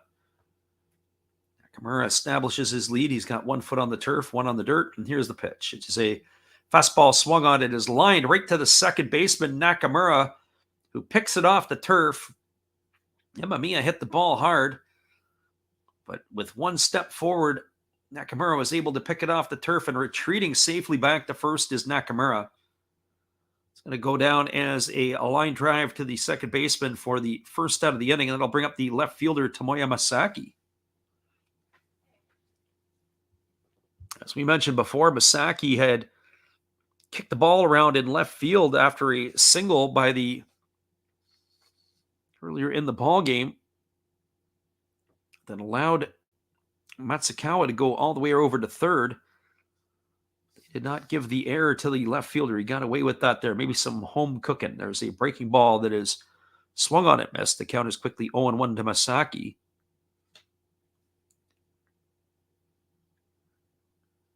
So no balls and 1 strike. lefty Okajima holds set at the belt, and now he's ready to deliver. He kicks and he fires. It is a fastball swung on and fouled straight back, and the count is now 0-2. So no balls and 2 strikes. The NPB season is winding down. The playoffs are just around the corner. We'll be bringing you playoff action in the next couple of weeks, as here comes the 0-2 offering from Ojima as he holds set. Now he kicks and delivers. It's a fastball taken for a called third strike. Osaki stood there like the house by the side of the road and watched it go by for out number 2, as he is going to be retired, and that's going to leave it all up to the third baseman, Yukio Shudo.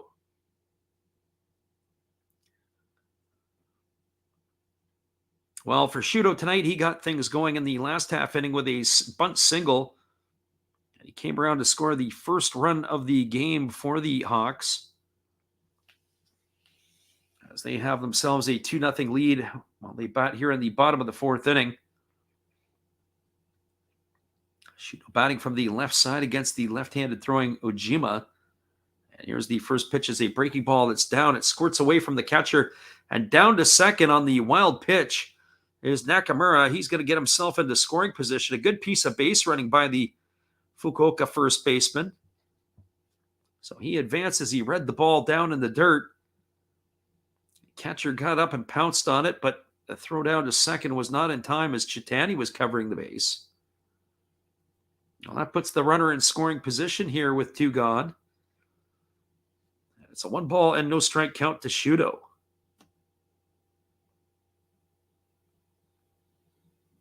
I wouldn't expect Shudo to bunt in this situation, but you never know because he has got some wheels. Here comes the 1-0 pitch, and there's a fastball taken for a called strike, and the count is 1-1. So 1 ball and 1 strike. The lefty Ojima has been fairly effective tonight, even though he's given up the 2 runs. It's really been the only time in the ball game where it has been a concern. There was a breaking ball that they say Shudo went after, and that's going to run the count to 1-2. I can't believe this. They ruled a base hit for Nakamura here in this inning. Ball that was dropped by Yasuda. I think it's time to have a word with the official scorers for Fukuoka. They're building up their hitters by giving him a base hit. That in no way in my mind should have been a base hit. That should have been an out by Yasuda, as he had juggled the ball at the hot corner. If he fields that cleanly, he would have retired the runner there for sure. There's a breaking ball that misses outside, and the count is now 2-2. So 2 balls and 2 strikes.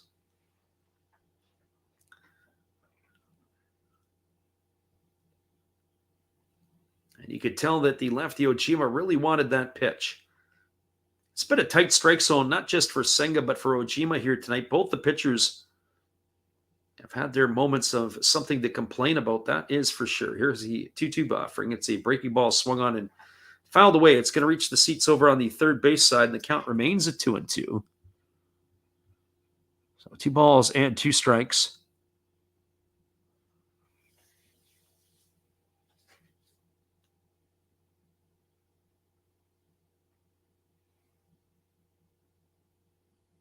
Mick is wondering what we're thinking of his baseball and his football picks. I haven't looked in tightly to that. I've been only half monitoring the chat. I've been kind of into this because the game has been close and both pitchers have been pretty good. There's a fastball that just misses off the outside corner. It's going to be 3-2. And again, Ojima dropping down to his knee because, boy, that pitch right there, that was a pretty good looking pitch. He does not get the call from the home plate umpire. So now it's 3 balls and 2 strikes to Shudo. I guess I'm going to have to change my score line on Nakamura to give him a single for that. That's something I would definitely be talking to their score about. Here's the 3-2 pitch. It's a fastball that misses upstairs. It's going to be ball 4. And Shudo is going to get himself a walk. That's going to put runners at first and second. That's going to bring up the light-hitting catcher, Takuya Kai. Well, for Kai, he is officially got no at-bats here as he had a sacrifice bunt his first time up. He's hitting 182 on the year with no homers and 23 runs batted in. He's got an opportunity here to do a little damage. One would think a base hit should score at least a run, and then anything into the gap with Shuto's speed should be able to score too.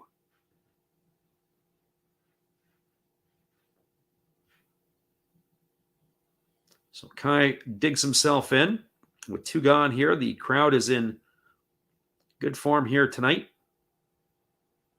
Very healthy crowd at the PayPay Dome. Here's the first offering. It is a breaking ball that misses outside for ball 1, and the count is 1-0. And that would be my complaint if I was Ojima.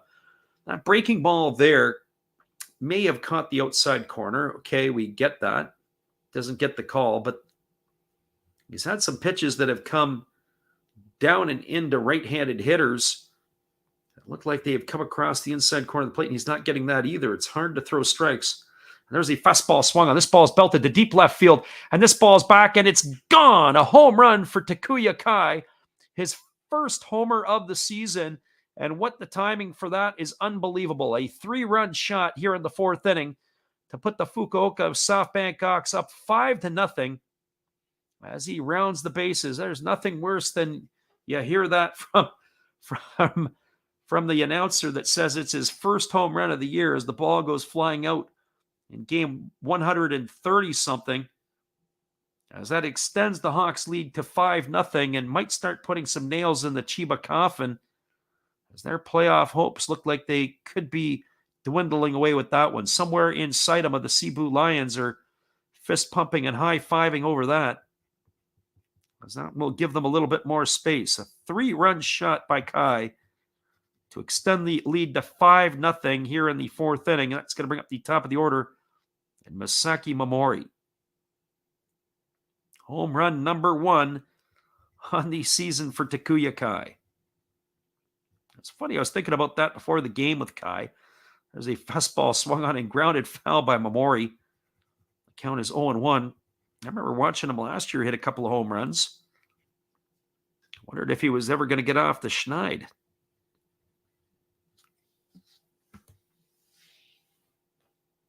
So no balls and 1 strike.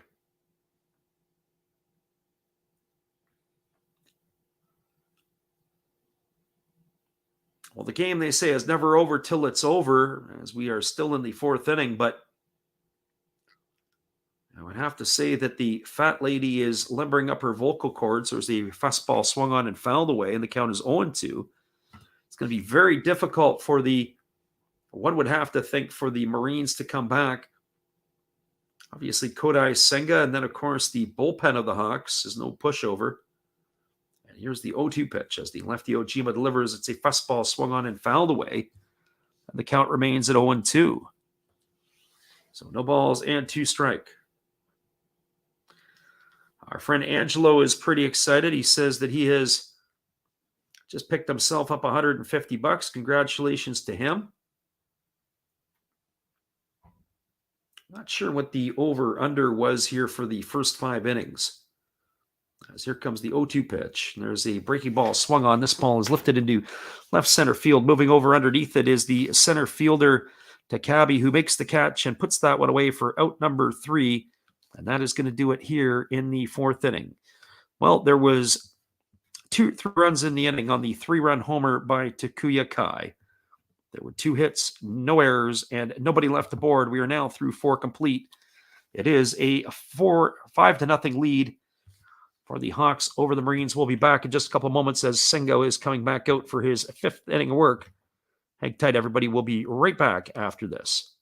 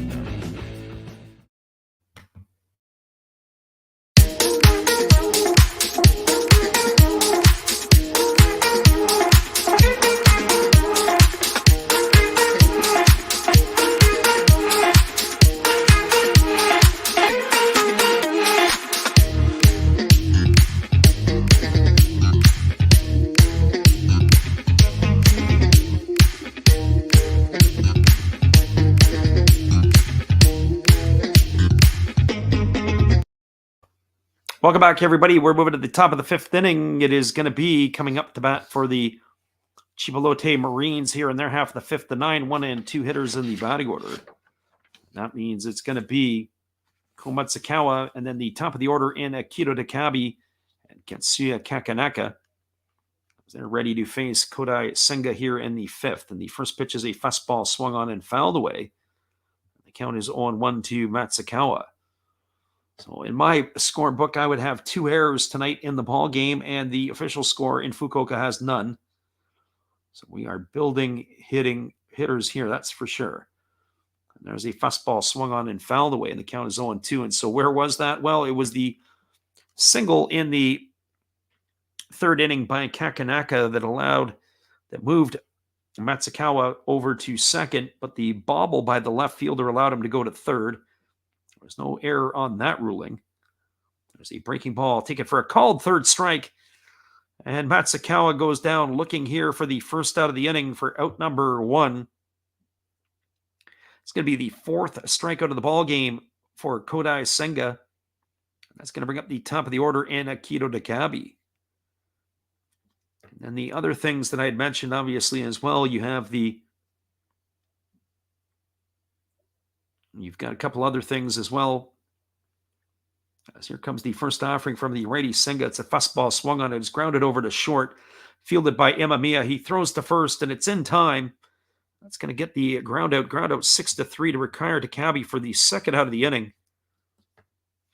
So 2 up and 2 away, and that is going to leave it up to Ketsuya Kakanaka.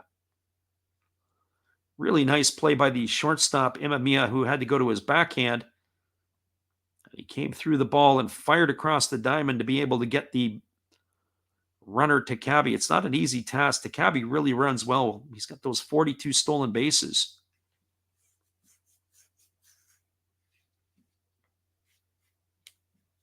So no balls, no strikes here as Kakanaka ready to get the first pitch from Senga. It's a split finger pitch and misses down for ball 1. The count is 1-0. Kakanaka with that hit raised his average to 262 on the year. Batting from the left side against Senga, who delivers a fastball that just misses outside, and the count is 2-0. Senga had a 3-up, 3-down inning in the first inning, and after that, it has been at least one runner has reached base in every inning. Here's the pitch. It's a fastball that misses upstairs, and the count is 3-0 now to Kakanaka.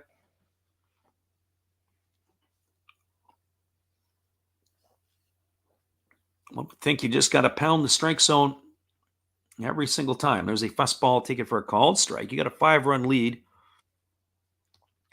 Make these guys be hitters. Living Room says he's won so much money today he can't count. There's a fastball swung on and fouled away, and the count is 3-2. So 3 balls and 2 strikes. I was saying in some of our previous streams, we were looking to go to New Zealand, but it looks like that is not going to happen here as the New Zealanders can't get it together to get us over there at Christmas. There's a fastball that misses down. It's going to be ball 4. Kakanaka is going to be aboard with a 2-out walk, and that's going to bring up Shogo Nakamura. So I should create a poll on our channel, narrowed it down. Maybe now, instead of going for baseball, I'll be just taking a pure vacation. So the 3 choices have come down to Fiji, Santiago, Chile, or Beirut. So once this season is done, and those will be the 3rd ones I'm going to have to make choices to go to. We got Angelo saying it's fun to be here. Well, we appreciate you being in here with us, Angelo. That's for sure. There's a breaking ball taken for a called strike, and the count is 0-1 to Nakamura.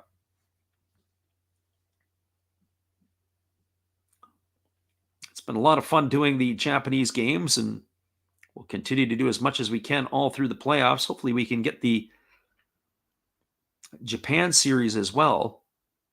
There's a breaking ball swung on, and it's fouled away into the catcher, Kai. And for those of you who are listening in here, it looks like Kai has got it in the old family jewels.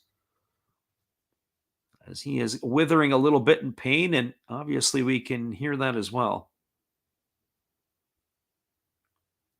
So Kai is singing some soprano, but it looks like he's ready to get back and do it again. He's not in the best of shape, that is for sure, after that one. Here comes the 0-2 pitch now. Walking a little bit more gingerly. And here we go. It is a breaking ball swung on and is grounded slowly foul over on the first base side. The count is now 0-2. My friend Alexander says, yeah, it was a classic shot. That is for sure.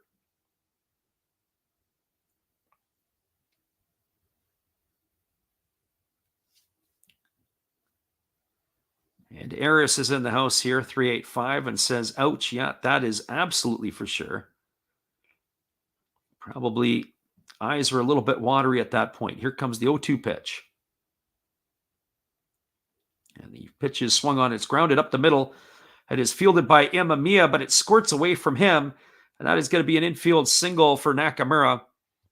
So the Marines have a couple of things going. They are going to give him a hit there for sure. They might as well keep that hit light going. You can't dole out an error on that one. Imamiya had to go hard to his left. That ball got past the pitcher, Senga. He went to his left. He slid to try to make the play. He was able to stop the ball and not let it get into the outfield. That is a great play by him.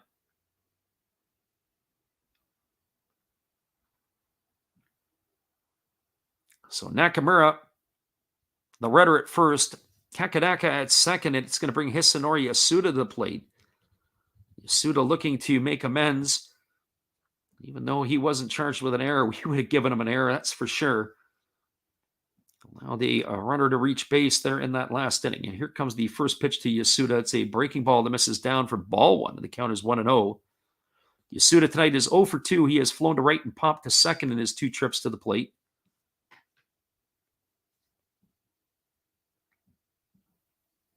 We are here in the top of the 5th inning. It is a 5-0 Hawks lead, courtesy of the 3-run homer by Takuya Kai. Well, the Marines have had their opportunities. They've stranded 5 runners on in the first 4 innings, and they're threatening here again with 2 out. And here comes the 1-0 pitch now to the left-handed hitting Yasuda. It's a breaking ball that misses down and in. The count is 2-0. Really hoping that we can get the Japan series up for everybody when that happens. Last year, we were hoping to give the call of that, but unfortunately, we weren't able to get any type of feeds anywhere. So hopefully we can give our input for that one. If not, we're going to have to demand from the NPB that maybe we fly over and do it. I mean, they should bring us in, don't you think? So here comes the 2-0 pitch as the right-hander Senga holds set at the belt. And now he kicks and delivers. It's a fastball that misses upstairs. It's now 3-0 to Yasuda. So 3 balls and no strikes.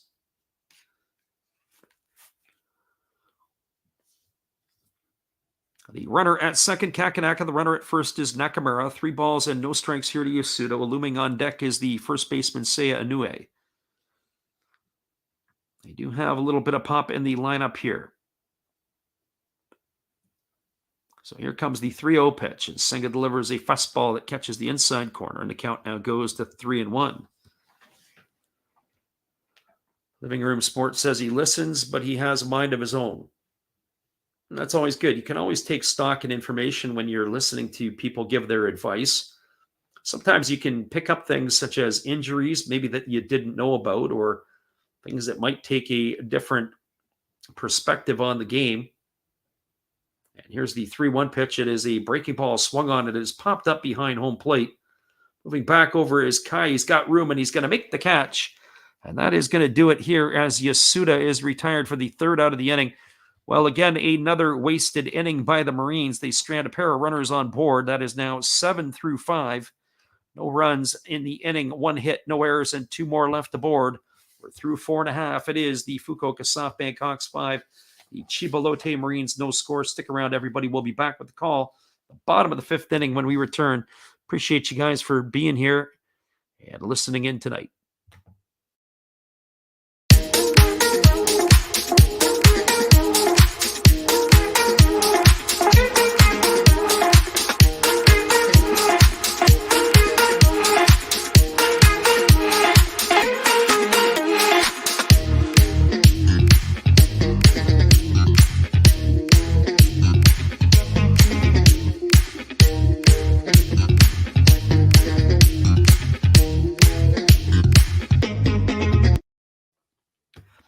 Welcome back, everybody. It is a 5-0 ball game, and we'll be back in just a few minutes as it is going to be a pitching change, as it looks like there's a right-hander coming in for the Chiba Lotte Marines. We'll get you that when we get back in 30.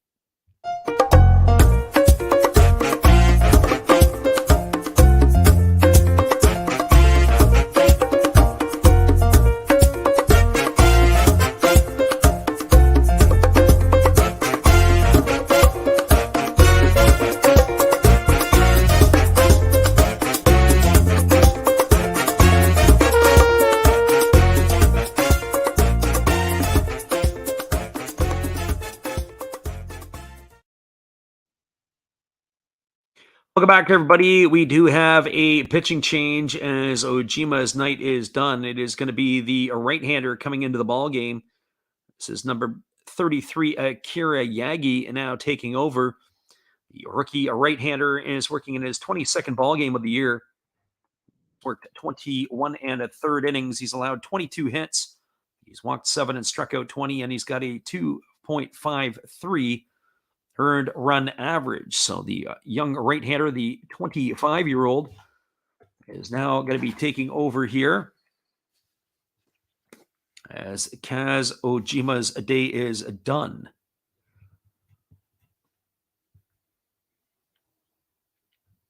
So Akira Yagi on in relief, and who is he going to be facing? Well, he's got the 2, 3, and 4 hitters to deal with. The batting order for the Hawks, that is going to be the center fielder Taisi Makihara to lead it off, and the first pitch is a fastball swung on and is popped up into shallow left field. Moving over underneath it is the left fielder Kakanaka. He makes the grab, and that is going to retire Makihara for the first out of the inning. So 1 pitch and 1 away. That is going to bring up the right fielder Yuki Yanagita. Well, for Yanagita tonight, he is 0 for 2. He's bounced into a fielder's choice, and he has flown out to center field. So 0 for 2 in the books for Yanagita. He's batting .271 on the year with 22 homers and 75 runs batted in. And here's the pitch from Yagi. It is a fastball that just misses low for ball 1, and the count is 1-0. Our friend in the living room says he's 5 for 6 in the last 2 weeks. As here comes the 1-0 pitch. There's a fastball swung on. It is lifted foul over on the third base side of home plate. The count is 1-1. So 1 ball and 1 strike. Yanagita batting from the left side here, waiting on the offering from Yagi, who delivers a split figure pitch and misses down, and the count is 2-1. So 2 balls and 1 strike to Yanagita. Right-hander against the left-hander. Yagi kicks, and he delivers. There's a breaking ball that misses upstairs. The count is now 3-1. I will say this, the home plate umpire tonight, I will give him this. He has a tight strike zone, and he hasn't wavered to this point. So here comes the 3-1 offering as Yagi kicks and delivers. It's a fastball that just misses low, and that's going to be ball 4. As Yanagita is going to get himself a 1-out walk here in the 5th inning, and that's going to bring up the designated hitter, Alfredo Despania. Our friend Alexander Leggett said earlier in the chat, it's going to be really, really tough for the Marines to be able to come back in this one, stranding 7 runners on base in the first 5, unable to get a clutch hit, and then having to, in essence, have to face a Fukuoka bullpen that is pretty much locked down. Kodai Senga going the first 5. I would think Senga's got another inning left in him. As there's a fastball taken for a called strike, and the count is 0-1 to Despania. Despania is a double play candidate if they can keep it on the ground. He's not particularly run very well, does the big Cuban. As he's waiting here on the right-handed offering from the right-hander, Yagi, who delivers a breaking ball that misses upstairs, and the count is 1-1. Despania 0 for 2, grounded to first and flew out to left in his 2 trips to the plate. That is where we stand here.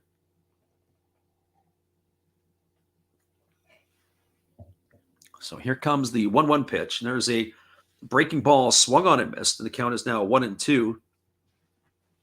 So 1 ball and 2 strikes.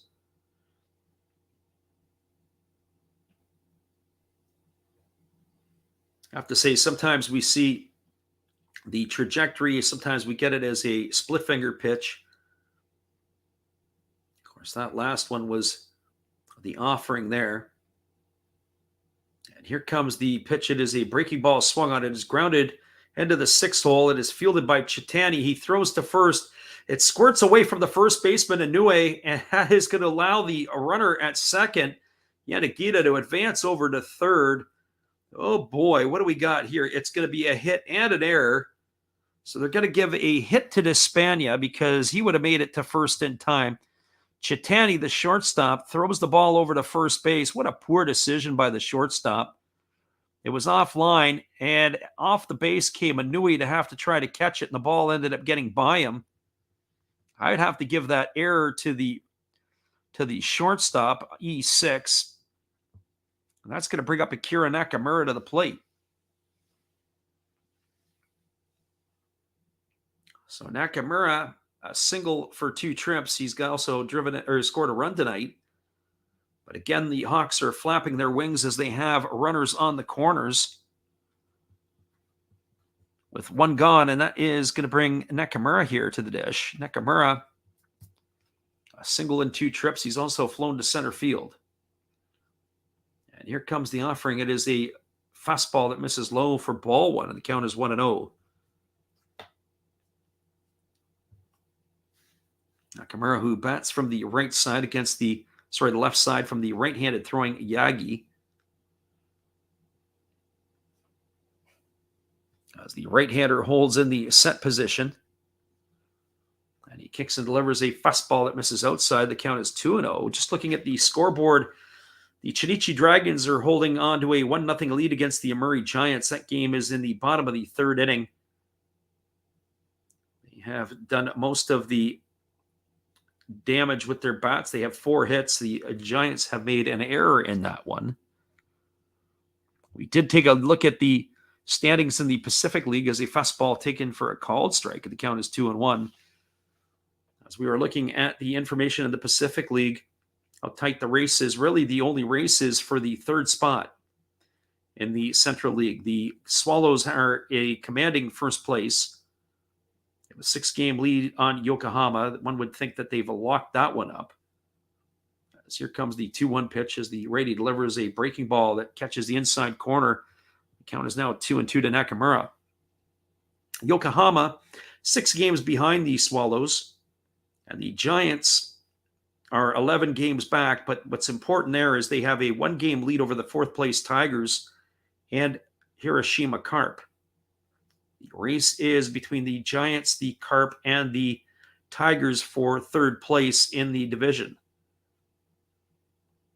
Chinichi mathematically can still be in this. If they win tonight, they would close the ground on that team, but there's too many teams to have to catch. I don't think the Dragons would do it. I'd be shocked if they did. There's a breaking ball swung on. This ball is belted to deep right field. If it stays fair, it's trouble, and it is gone. A home run, a 3-run shot by Akira Nakamura, and that is going to extend the Hawks' lead to 8-0 here in the bottom of the 5th inning. Yagi has come onto the mound. He has lit it on fire, has poured his gasoline all over the mound, and it is a 3-run shot by Nakamura. And the Hawks fans are in full appreciation as they now are holding an 8-0 lead here in the 5th inning over the Chiba Lotte Marines. I speculated a little bit before, and I wonder if this may put Taguchi's job in jeopardy. Making the playoffs last year did the Marines, but this year not so much. So a 3-run shot by the Hawks have them now up in front 8-0. That is going to bring up the shortstop, Kenta Imamiya. So if Alexander Leggett said to me that earlier on that he figured a 5-run deficit would be tough, this would almost be insurmountable. There's a fastball swung on it. Is taken on 1 hop by the 3rd baseman, Yasuda. He fires across the diamond, and Imamiya is retired on a ground out 5-3 for out number 2, and that's going to leave it all up to the left fielder, Tomoya Masaki. Our friend Josh S. in the house tonight. Appreciate you being in here.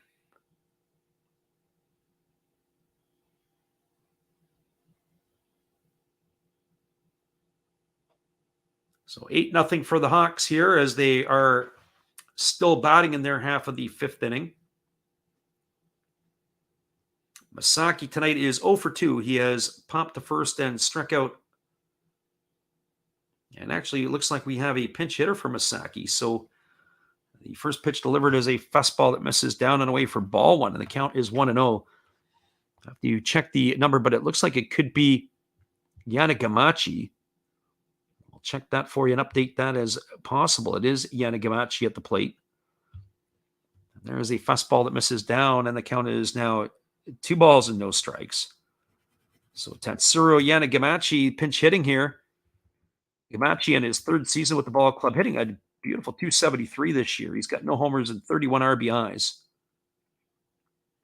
And here comes the pitch from Yagi. It's a fastball swung on. This ball is lined into right field, and it's going to get down. It's off the wall. It is fielded by the right fielder Yamaguchi, and he fires it in. And getting into second base with a stand-up double is Yanagamachi. And that'll bring up the third baseman, Yukio Shudo. Well, as we like to say, there's a fight at the bat rack in the Fukuoka dugout because the hitters can't wait to get to the plate to have to face the right-hander Yagi here. They are hitting the ball all over the place. So Yanagamachi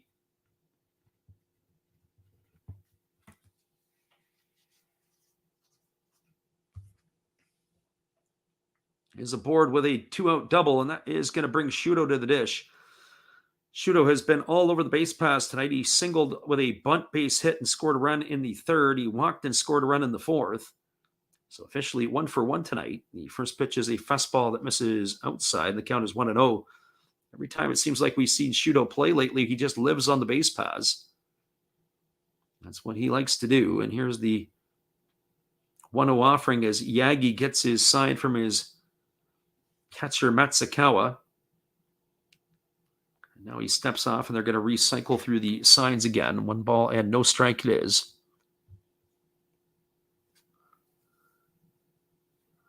And here comes the pitch. It is a breaking ball that catches the inside corner, and the count is now 1-1.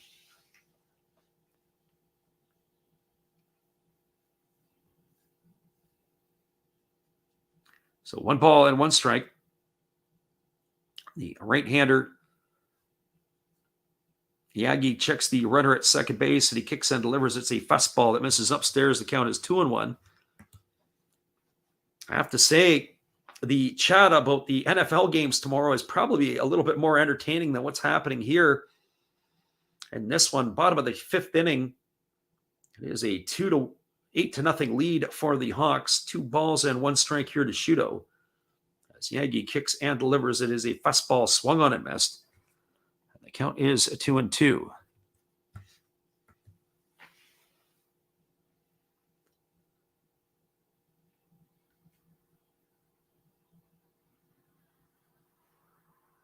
Living Room says he did do a recent pack opening.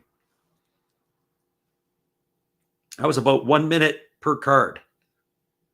15 minutes, 1 minute per card. Here's the 2-2 pitch, and it is a fastball swung on and missed. And Shudo is retired on strikes for the 3rd out of the inning. But there was more damage done for the Hawks here in their half of the 5th inning. They got 3 runs on the 3-run homer by Akira Nakamura. There were 3 hits. There were no errors and 1 runner left aboard.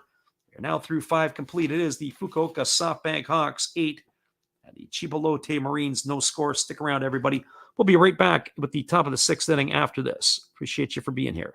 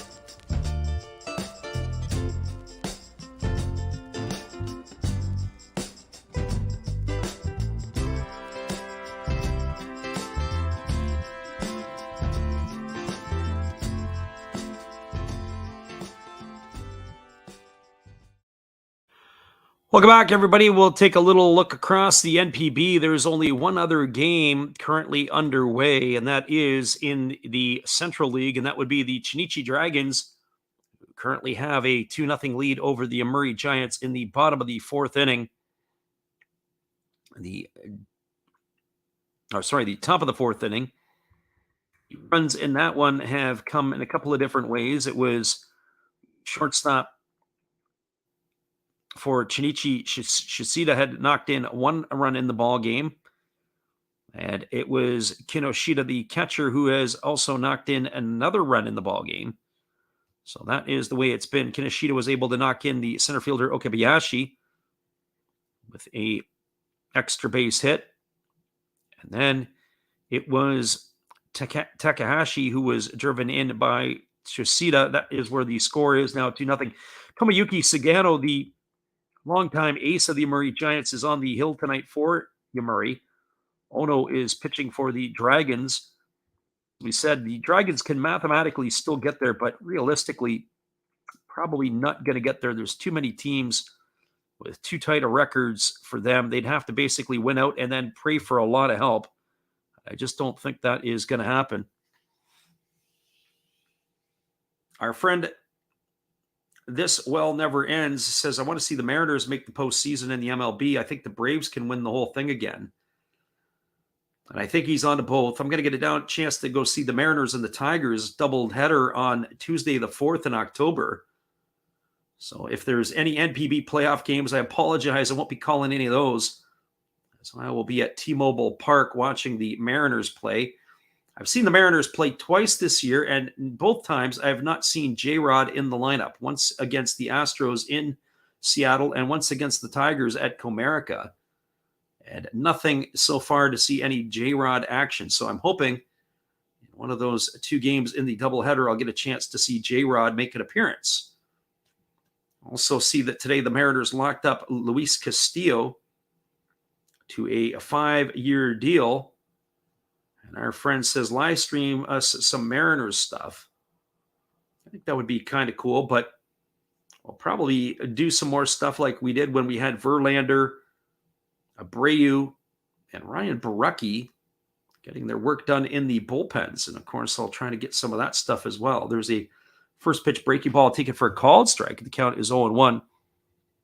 Find it to be amazing. Went to Comerica Park, took my tablet with me. They weren't going to let me into the ballpark with my tablet. But yet I could take my cell phone in, the iPhone, and they would allow that. What's the difference? There's a breaking ball taken for a called strike. The count is now 0-2. I wish I would have had my tablet set up where I could accept phone calls on it, and I could have said, yeah, great. They won't let you take a tablet in, but yet they were preaching that you could use their Wi-Fi for your mobile device. There's a split finger pitch missing down to Inoue, and the count is 1-2. Living Room says, show us the guts of the Mariners Park. That's a nice yard. Actually, the Cantina by Edgar Martinez. Here's the 1-2 pitch. It's a split finger pitch and misses down. They serve crickets. You can get crickets in Edgar's Cantina. So if you ever think about wanting to have a snack, go get yourself a snack of some crickets. But you got to make sure you got a lot of beer to wash it down with.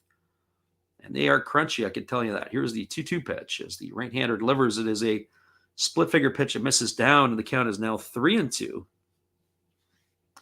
So 3 balls and 2 strikes to Inoue. And you can just see that Kodai Senga just beside himself. That pitch looked pretty good. Inoue was very fortunate.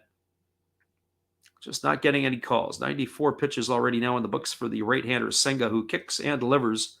It's a fastball that misses down. It's going to be ball 4 as Inoue is going to get himself a leadoff walk here. It's the second time tonight he has been on board. That'll bring up the designated hitter, Takashi Ogino. Well, for Ogino tonight, he is 1 for 2. He's singled and he's flown to right field.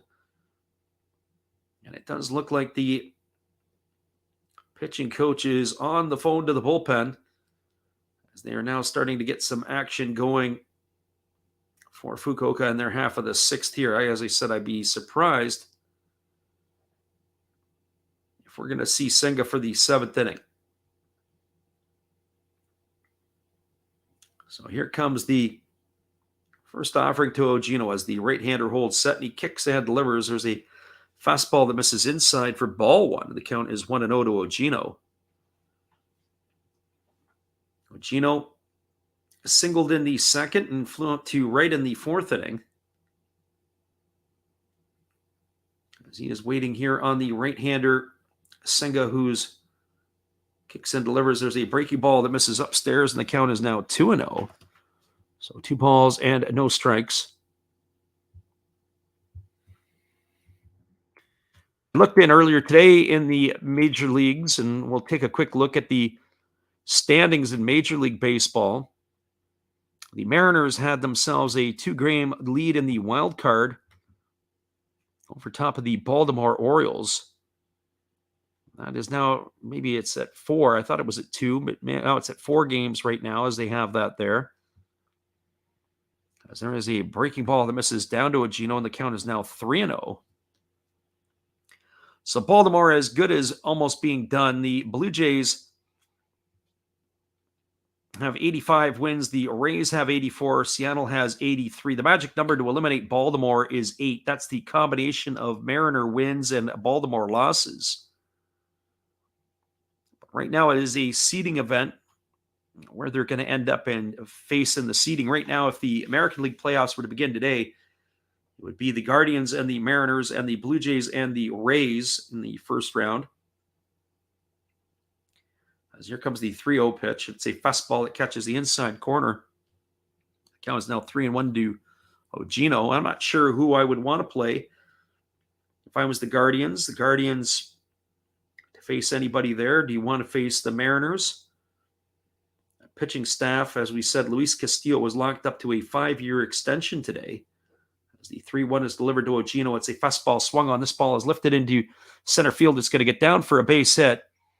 And the Marines are playing station-to-station baseball as Inoue is going to stop at second on the single by Ogino, and that is going to bring up the right fielder, Koki Yamaguchi. It's going to bring the pitching coach on a sprint out to the mound, have a word with his veteran right-hander.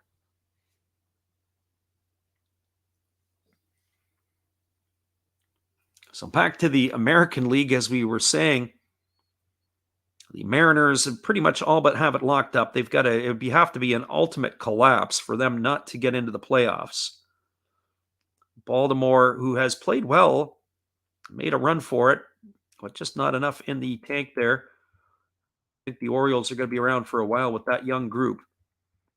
In the National League, it has still got some excitement as the Philadelphia Phillies have dropped into the 3rd spot in the wild card race. They're a half game behind San Diego.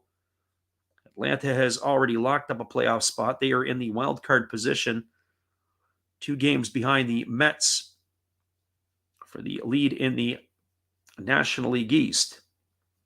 So here we are back to the live action, and the first pitch that's coming up to Yamaguchi is delivered. It is a breaking ball swung on and fouled away.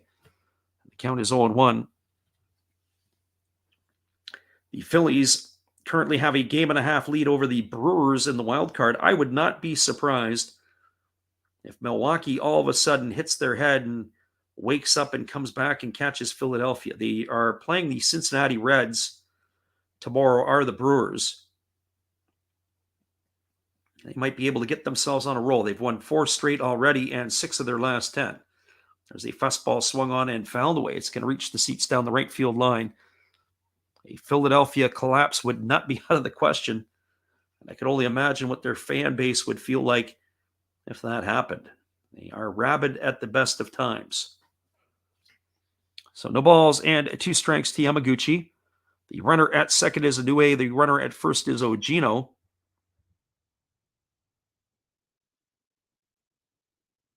Right-hander Senga gets his side from his catcher Kai as he works set at the belt.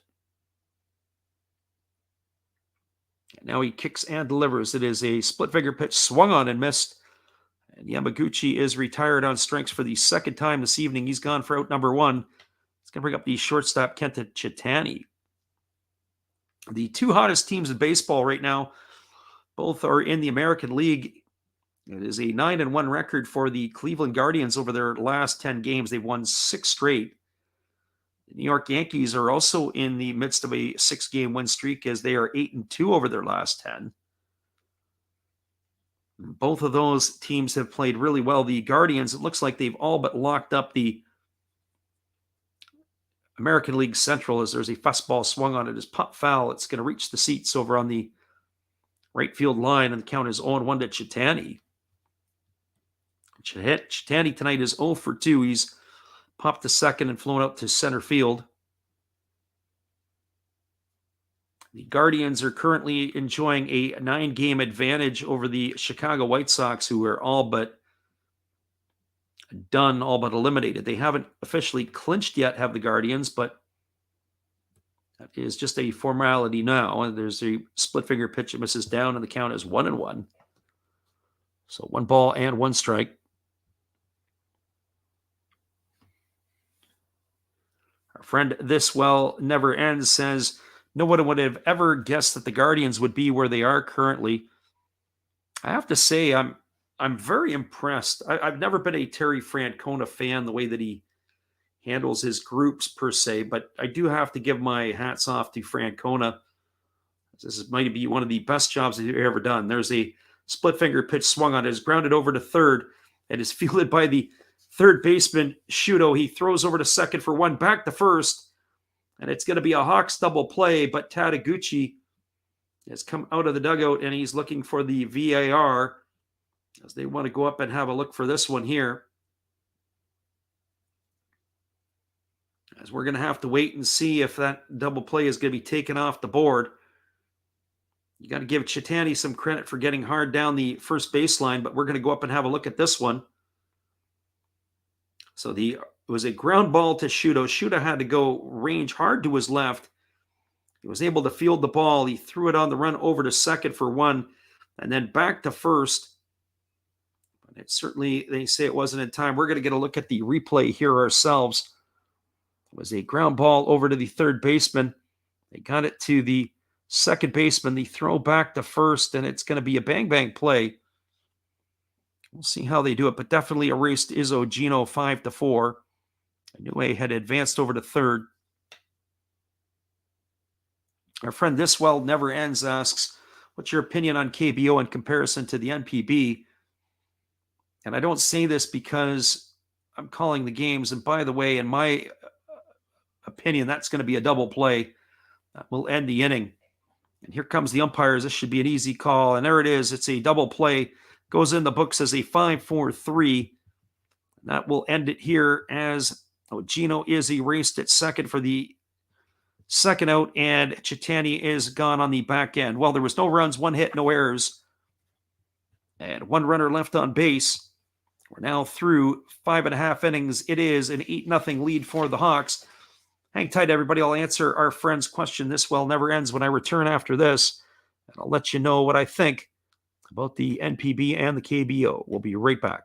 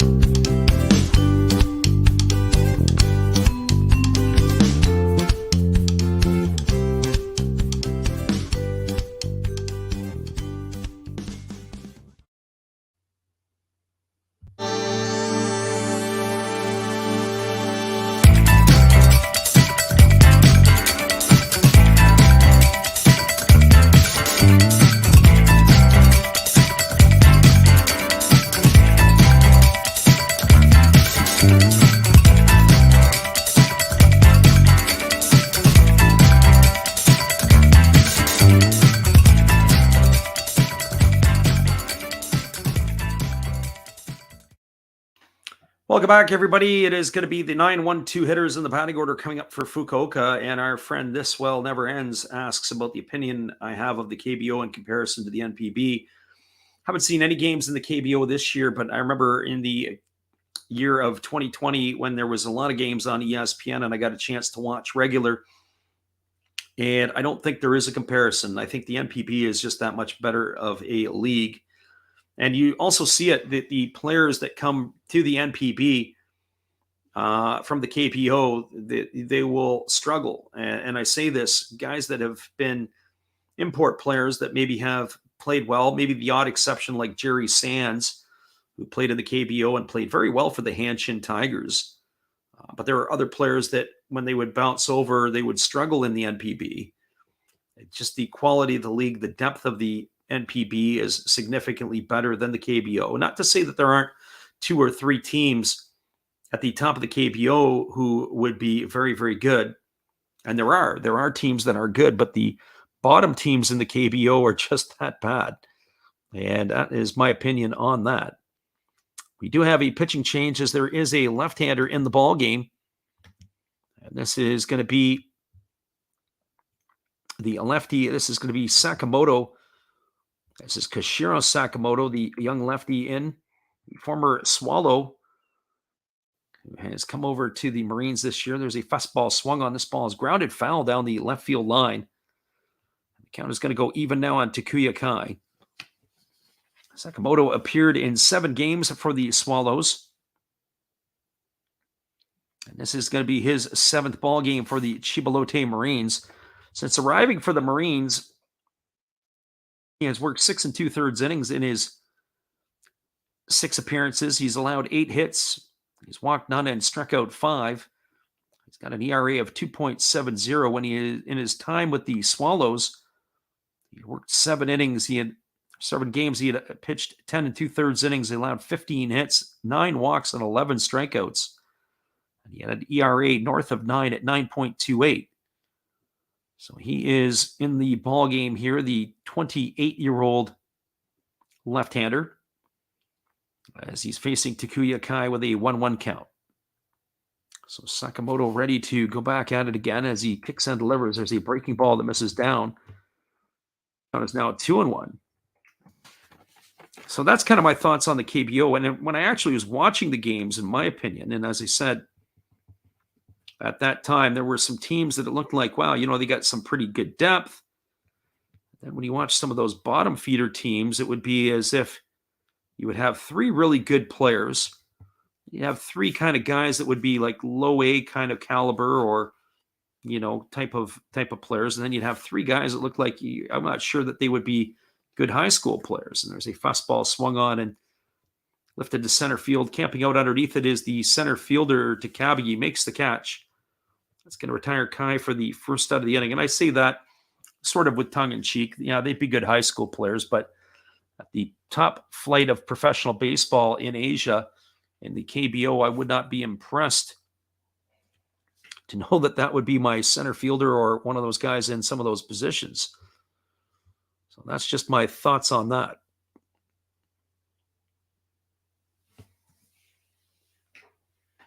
So 1 gone here, and it brings the top of the order in Masaki Momori to the plate. The first pitch from Sakamoto is a fastball swung on and grounded foul, and the count is 0-1.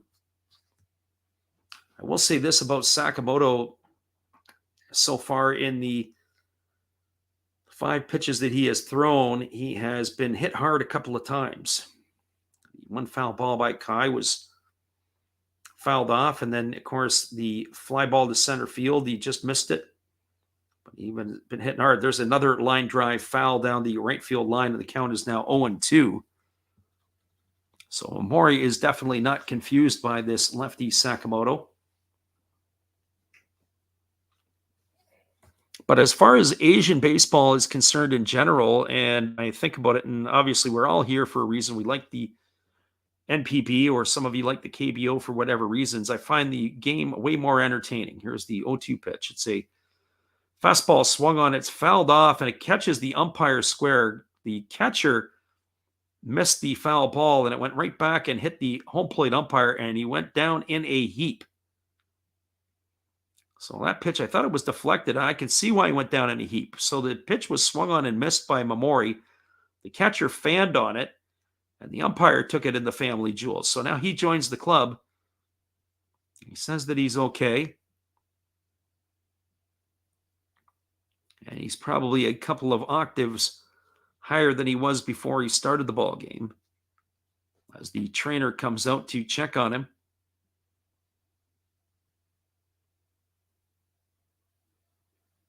So no balls and 2 strikes. As everybody concerned, the catcher, the pitcher, everybody gives their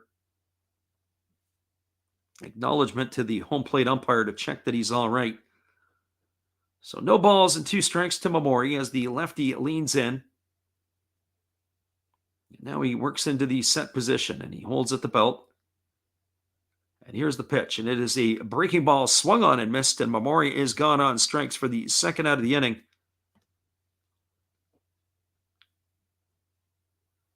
And he is gone for out number 2, and that's going to bring up the center fielder, Makihara.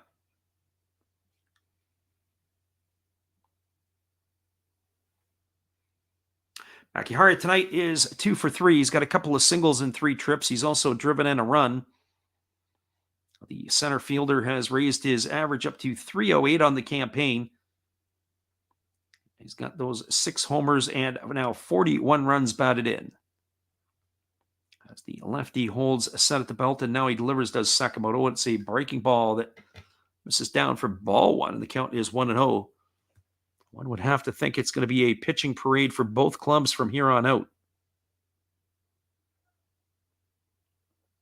Our friend Mick says kind of got him into the NPB. There's a breaking ball that is taken for a called strike. The count is 1-1. He was always into the KBO.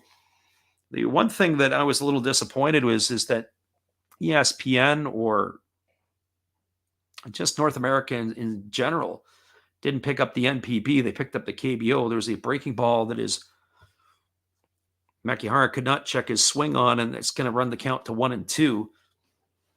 When you got a chance to watch some of those games in the KBO was certainly a little tougher to watch. I would say some of the pitching or quality of the pitching wasn't as good.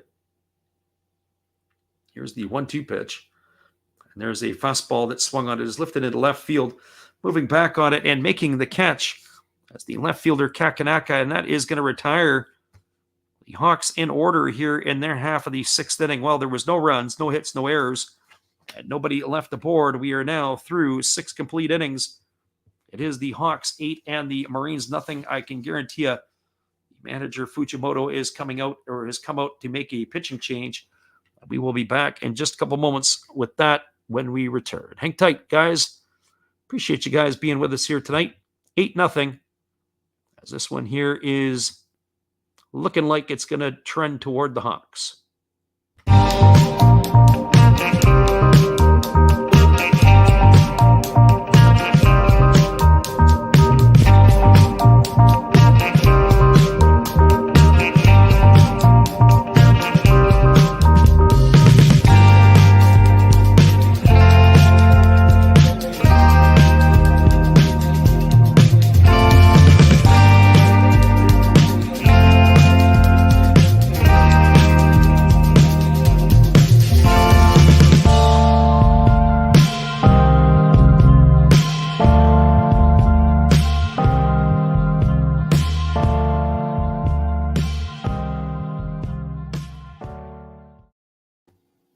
Welcome back, everybody. It is going to be a reliever coming into the ball game for the Fukuoka SoftBank Hawks. It is going to be number 25, Seiji Tanaka, into the ball game, as he is going to be taking over for Kodai Senga. So the right-hander was originally the first pick in the 2016 draft, as he is coming in here. So Seiji Tanaka on in relief. The right-hander is 28 years old. His 4th appearance for the Hawks this year. Has pitched 3 innings. Has not allowed a hit. He has not allowed a walk, and he has struck out 4. And he's got an ERA of 0. This is going to be his 33rd appearance in the NPB. As the right-handed riches for the Hawks continue here as he's completed his warm-up tosses. So Seiji Tanaka on in relief. One thing I will say is, I was saying about the pitching depth in the NPB. The pitching is just that much better in the NPB compared to the KBO. There are some good starters in the KBO, don't get me wrong. They have some good arms, but not enough of them and not enough pitching depth. And so the same could be said for the teams in Major League Baseball, that they wouldn't be able to do it. I would think that if a team like the Hawks ended up in Major League Baseball, or maybe the Colt Swallows, as a first pitch is a fastball that misses outside for ball one. It is a pinch hitter here for Matsukawa. There's a fastball that swung on and fouled away. This is Sato, who is now in the ball game. This is Toshiya Sato. 1 ball and 1 strike here to Sato as he's come in to bat for Matsukawa. Sato on the year is batting .212. He's got 8 homers and 31 runs batted in. And here's the pitch. It is a fastball swung on and missed. The count is now 1-2. So some things that intrigue me in the NPB, just in general, these are just general thoughts about the way the game is played in the NPB, and I'll share some of that stuff with you here. Again, my opinion. Here's the 1-2 pitch, and there's a breaking ball swung on and missed. And Sato has gone on strikes for the first out of the inning, and I'll bring up the top of the order on Akito Takabe. So a few things that are interesting. The amount of substitutions in pinch hitting and stuff that goes on for the offense. You can look at these certain games. So here you've got Matsukawa, the catcher, who started the ball game tonight, and by the 7th inning, he's out of the game, and they bring in Sato. And I would think Sato is probably considered to be the starter, or at least the number 1 catcher for Chiba. And so you're down 8-0. You started the catcher Matsukawa, and you're not coming back. And, well, you might be coming back, but you're probably not coming back. And yet you bring in your starter to catch. Why not let the guy ride the rest of the game out, being Matsukawa?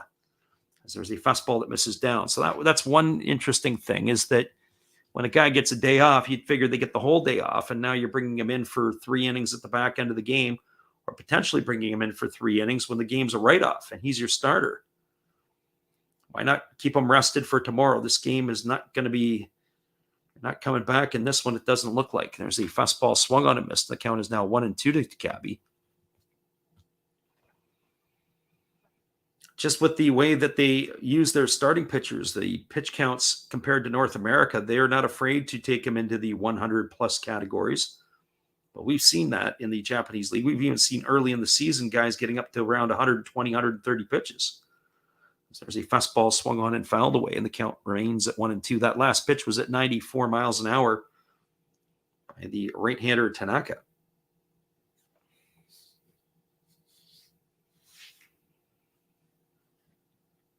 Obviously, the other things on the offensive side is the amount of bunting that we witness. Sacrifices, certainly, unlike in North America, that has become an extinct part of the game. There's a fastball taken for a called 3rd strike. Takabe has been retired for the 3rd time tonight via the strikeout. He's gone for out number 2. That's going to bring up the left fielder, Kakanaka.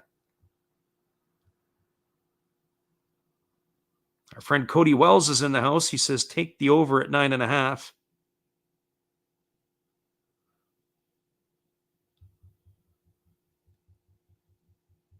I'm just scrolling back up a little bit to the top. We talk about some of this stuff. There's a fastball that misses inside for a ball, and the count is 1-0. Mick says, I remember I bet on the NPB and was looking for a stream on YouTube and found your play-by-play and seen your commentary. We appreciate that. There's a fastball ticket for a called strike, and the count is 1-1.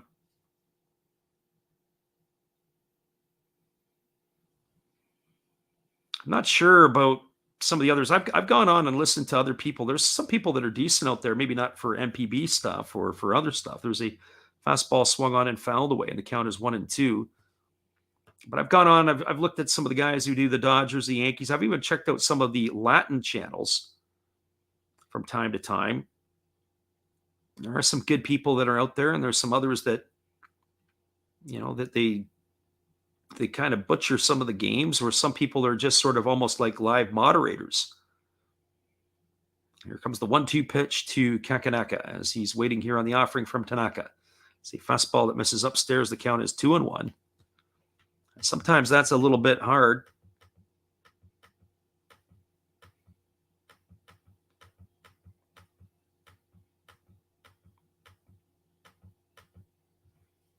A friend living room says about giving some pitching knowledge. We got Big D in the house tonight.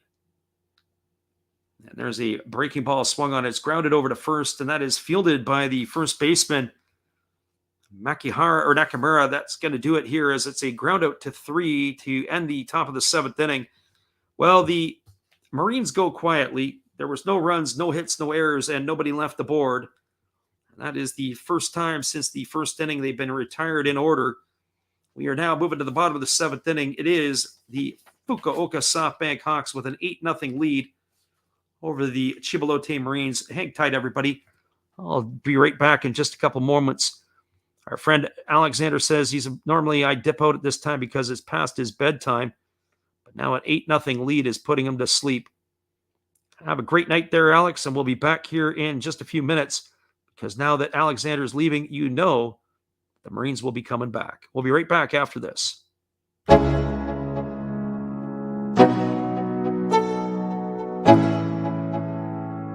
Let's go. Yo, I'm like an addict, ooh, I gotta have it. I ain't even playing, got a really bad habit. If it moves, gotta grab it. Fuse like a magnet, lose, won't have it till I'm doomed in a casket. I ain't playing, got a weird mind. If you work 8 hours, I'ma work 9. If the shoot tastes sour, you should taste mine. I'ma stay in power for a long time. Get up, nah, I ain't a quitter. Toss me the ball, I'm a really big hitter. Big picture, I'm a straight killer. Rising the song to the highest bidder. Got juice, got gas, I'ma move fast. New shoes, new tracks, like who's that? I'm new, come back, better than last. Yeah, it's a new me, never gonna... Welcome back, everybody. We are moving now to the bottom half of the 7th inning. It's going to be Yuki Yanagita, Alfredo Despania, and Akira Nakamura to come to bat for the Hawks. And we're looking to see if there is going to be another pitching change or if they're going to stay with Sakamoto. The other thing I was looking at, too, is just the patterns of the way that they use some of the relievers. It's very rare that the relievers come out for a couple of innings of work. I've seen maybe more the Tohoku Rocket to Gold Eagles if they are getting beat up. Usually once they get past the 5th inning, a lot of teams just go 1-1-1-1 with their pitchers.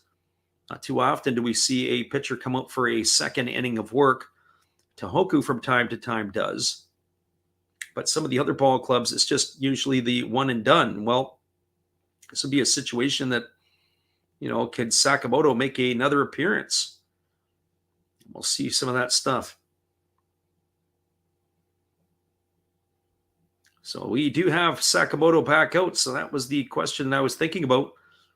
Well, they do it again here as he's coming back in for another inning of work. And the first pitch is a fastball swung on. It is lifted into center field. Moving in on it is the center fielder Takabe. And on one pitch, Yuki Yanagita is retired for the first out of the inning. 1 pitch and 1 away. And that is going to bring up the designated hitter, Alfredo Despania.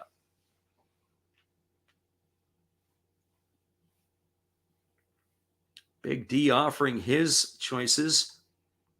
As he says, Yanks over Seattle tomorrow and Yankees over Braves. I don't know if that's for tomorrow.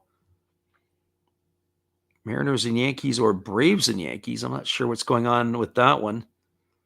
There's a first pitch fastball delivered to Despania. This ball is lifted to deep center field. Moving back on the warning track and making the grab is Takabe. And 2 swings and 2 away here in the 7th inning, and that's going to leave it all up to the first baseman, Akira Nakamura. So generally speaking, the rule of thumb is in North America, if you can retire the side on 3 pitches, a steak dinner is in order for the pitcher on the mound. Well, we've got 2 quick outs. Fire up the grill, everybody. Let's see if Sakamoto is going to get himself a steak dinner courtesy of the manager. And here comes the first offering now from Sakamoto. As he kicks and delivers, there's a fastball that misses down and away, and it looks like the manager is off the hook. As Iguchi is not going to have to take him to get some Wagyu beef, or maybe it is Kobe beef. Here's the 1-0 pitch. It's a fastball that misses up and in, and the count is 2-0. So 2 balls and no strikes.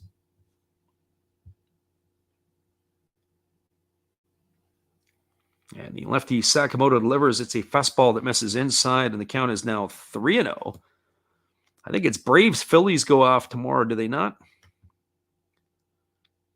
Braves are Phillies again, and that could be trouble again for the Phillies. Charlie Morton goes against Gibson tomorrow. We'll see what happens in that one. There's a fastball that's taken for a called strike. It's now 3-1 to Nakamura. So 3 balls and 1 strike, only 19 pitches so far for Sakamoto in his inning and 2/3 plus of work. There is a fastball that just misses upstairs, and that's going to be ball 4 as Nakamura draws himself a 2-out walk, and that'll bring up the shortstop, Kenta Imamiya. Well, for Imamiya, he is 0 for 3. He's got 7. Imamiya has grounded to short, grounded to third, and is lined to second. It looks like that is going to be the end of Nakamura's night as the pinch runner Kawase is coming in to run here. As he is coming in now. And here's the first pitch to Imamiya. It's a fastball that catches the inside corner for a called strike, and the count is 0-1. So no balls and 1 strike.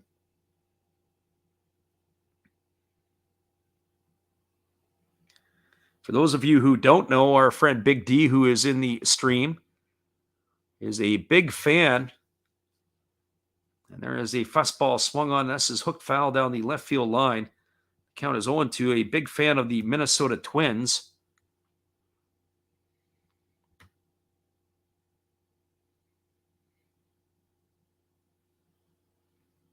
Our friend Alexander says he can't leave now.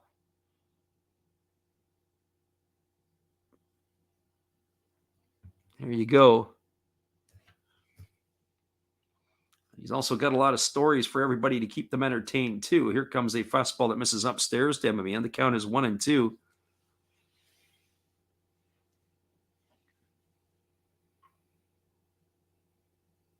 So 1 ball and 2 strikes. As the lefty holds at the belt, and now he kicks and delivers.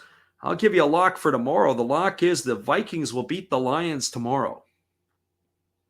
Will they cover? I think it was 5.5 or 6 or 6.5. I don't know if the Vikings will cover, but they'll certainly win.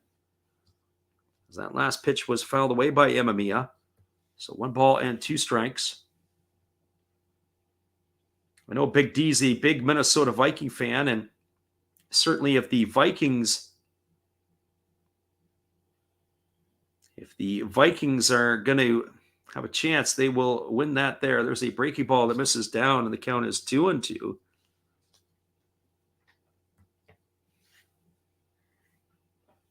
Our friend Big D says, if you guys want to play a game, name a random player.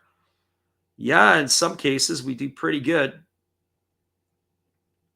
Pick somebody out of the hat, and we'll be able to remind you of some guys. Not everybody.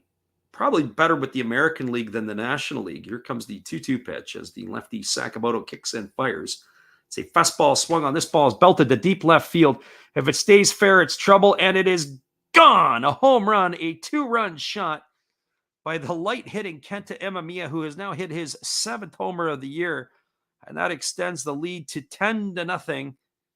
Sakamoto, who got the first 2 outs really quickly here, has served up the 2-run bomb to Imamiya. And that is now going to increase the lead to double digits. One thing we won't see in the Japanese League is a positional player come in to pitch, but you never know tonight.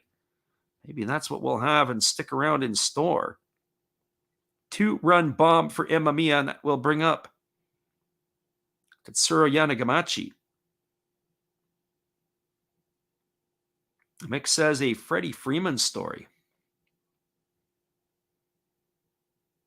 Well, we'll give you the Freddie Freeman story if you want. As here's the first pitch from the lefty Sakamoto that misses inside for a ball, and the count is 1-0. So Freddie Freeman, his father actually was born, or his father was from Windsor, Ontario. His mother, I believe, was from Calgary, but he was raised in California. And there's a fastball swung on it. It's grounded over to second, fielded by Nakamura, who flips to first. And that is going to retire Yanagamachi on a ground out 4-3 for the 3rd out of the inning. So hence why Freddie Freeman had represented Canada in the last World Baseball Classic. So I'll talk about that as we won't go to a a spot in between here. 2 runs in the inning on the 2-run homer by Kenta Emamiya. There was 1 hit, no errors, and nobody left the board. It is 10-0 as we're moving to the top of the 8th. But just to tell you a little bit about Freddie Freeman. So Freddie Freeman was kind of an interesting piece that his dad, I think they were down in Redlands, California, if I'm not mistaken. And that's where he'd grown up. And he used to, at the high school, he had the keys to the park, and his dad after work would come over. And after he was done his practice, work with Freddie with his batting. And Freddie Freeman, his approach at the plate, he would always work him middle and away. And then his last round, he would say, okay, wherever I pitch it, you're going to hit it. So the emphasis was never to pull the ball. His emphasis was to work the middle of the park and to drive the ball the other way. And that was the philosophy that his dad instilled in him in a young age, but also when he got into his high school years. So Freddie Freeman had the opportunity to work on his game and to be able to do that. And that's how his dad had his approach. So he can pull the ball, but that was never the emphasis that he had on some of that stuff. So kind of neat. Our friend Alexander is giving his story up there about the night auditor at the hotel, and the man comes along with his girlfriend. They purchase a last-minute deal, a room for $50.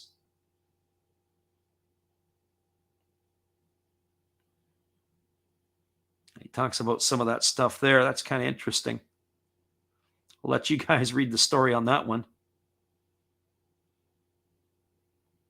So that is where we are standing right now. And guess what? Here we are, of all things, into the 8th inning. And guess what happens? It looks like our feed is down, both the A and the B feed. Well, unbelievable. Here we are as an instant replay like it was the other night. Both of the feeds have now taken a dive here. So let's see what happens. As we'll have to see if we can regain this one. It is going to be a quick one. Or will it be a quick one as we are in between innings? Coming up in the 8th inning, it's going to be Nakamura, Yasuda, and Inoue. So it looks like our feeds are all over the place here. So we'll see what happens. If we're going to lose this feed or if it's going to stay with us. But I guess when it's a 10-0 ball game and you lose the feed, who knows what's going to happen here. So we're just going to wait here and see it's back up again. So that is a good sign for us. Had that problem the other night. We do have a left-hander in right now for the Fukuoka SoftBank Hawks, and the first pitch is a fastball taken for a called strike by Nakamura, and the count is 0-1. So no balls and 1 strike.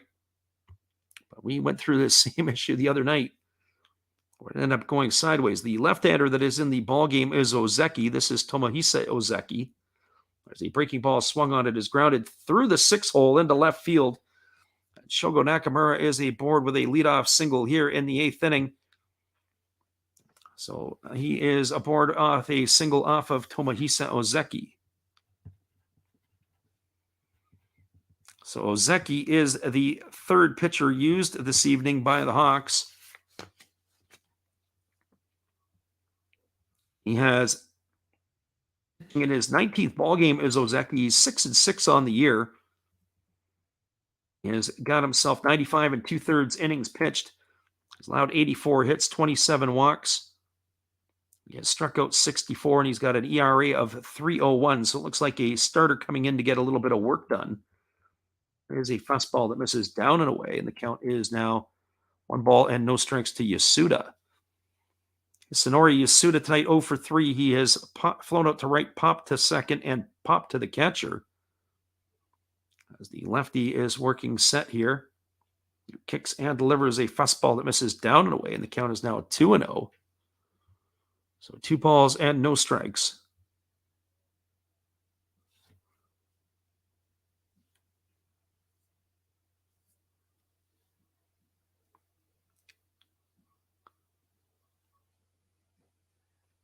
So 2 balls and no strikes as the lefty holds set. Now he kicks and delivers. There's a fastball swung on, and it's lifted foul. It's going to reach the seats. That's going to be 2 balls and 1 strike now to Yasuda.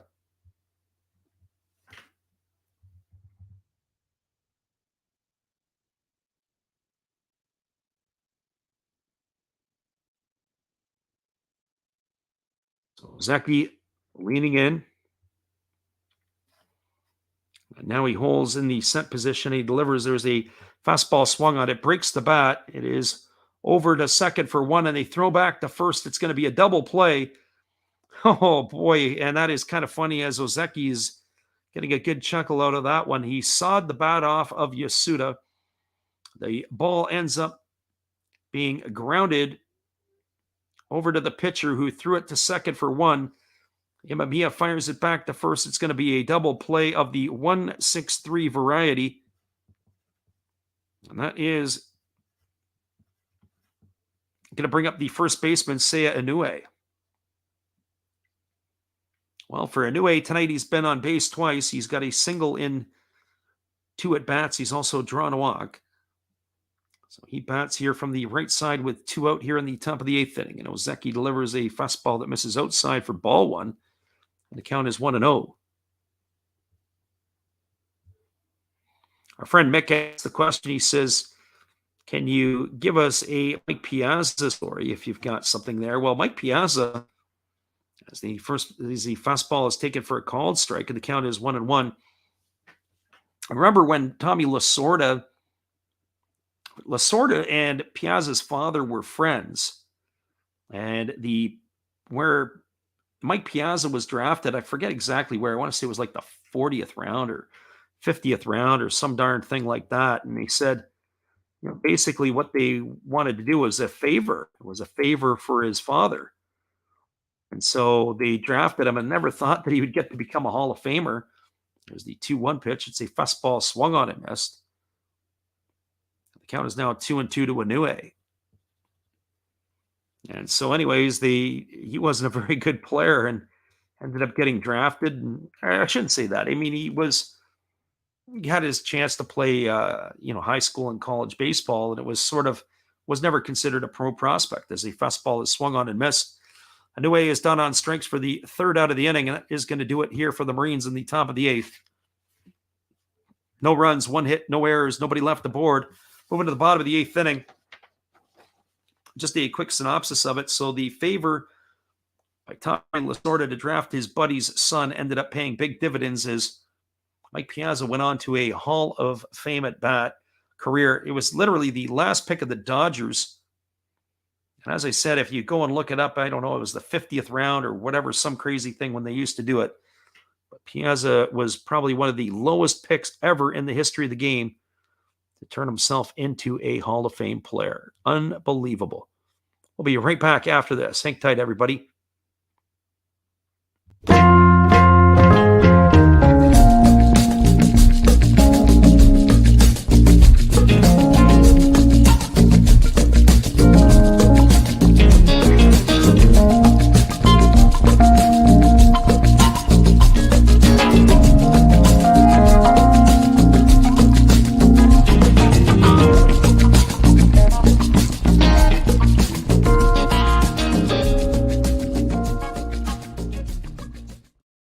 Our friend Alex says, here's a toughie for you. How about Jazz Chisholm? Well, the only thing I can think about Jazz Chisholm is he is from the Bahamas, and he has played his stuff there. But I don't know a lot about the current players, and as I said before, it would be a toughie for me. Generally speaking, the National League is something I don't follow as tightly as the American League. And so Jazz Chisholm, the only thing I can think about him is that he is a native of the Bahamas. And the Bahamas have a couple of players that they have produced recently, or a few players that have got into the minor leagues. The Bahama national team was out in a tournament that they used to call the World Baseball Challenge. It was held up in Prince George a number of years ago in British Columbia. And they had brought in the German national team. There was the Canadian World University Games team. It was also represented by the USA college team. USA college team at that time, it was Garrett Cole, and there was also Drew Pomeranz and a lot of good players, Christian Colon, and I think Trevor Bauer was also on that roster. But it played there at one time, and the Bahamas were up in the area here to play. We have a pitching change, as it is going to be a right-hander coming into the ball game, and it is going to be Iwashita coming in for the Marines, as he is going to be taking over. So Iwashita on in relief. Shoga Nakamura's day is done. They're going to have a new second baseman. But Iwashita in the ball game here, taking over to face Yukio Shudo. While Daiki Iwashita is in his 11th game of the year. Worked 12 innings. He's allowed 6 hits, 6 walks. He has struck out 5. He's got a 0.75 ERA. The first pitch fastball. I want to see that one again. It looked like that ball went right through Sato's glove.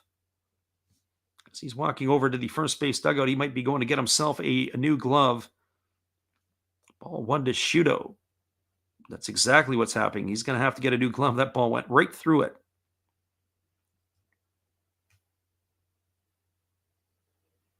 So 1 for 2 on the evening for Shudo. He's got a single, that bunt base hit his first time up. He struck out. He's scored a couple of runs. He's also drawn a walk. And here comes Sato racing back to the plate.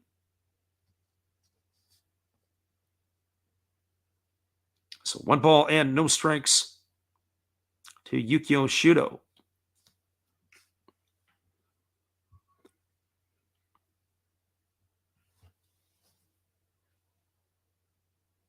Our friend Mick says, how about some Colorado legends? Well, Larry Walker's from Maple Ridge, BC out here, and his father of the same name, as a fastball is taken for a called strike, and the count is 1-1. As his father of the same name, Larry Walker Sr., as there's a fastball swung on. This ball is lifted into left field and back on the edge of the warning track, and making the grab is Kakanaka, and that is going to retire Shudo for the first out of the inning. Larry Walker's father still umpires games in Ridge Meadows. And he's not a young guy. He's well into his 70s, if not maybe even pushing 80 by now. And that's up to a couple of years ago. He was out doing the kids' games, and they'd had no idea who he is, that his son was a Hall of Fame baseball player. He would just go out and call the games and do what he had to do. But I had a chance to meet Larry Walker a number of years ago, and he's a character. I remember shaking his hand and talking to him for a little bit, and he was signing some autographs over with the Vancouver Canadians, and I was laughing. I said, do you need some ice for your beer? And he says, I could use some ice for my face because my smile is making my face hurt. Yeah, they do a lot of that for a lot of the people, but he's a character as Larry Walker. He's got an interesting sense of humor, and he's got the SpongeBob shirt when he got the phone call to get him into the Hall of Fame, as that last pitch breaking ball misses down, and it's now 2 balls and no strikes to Takuya Kai.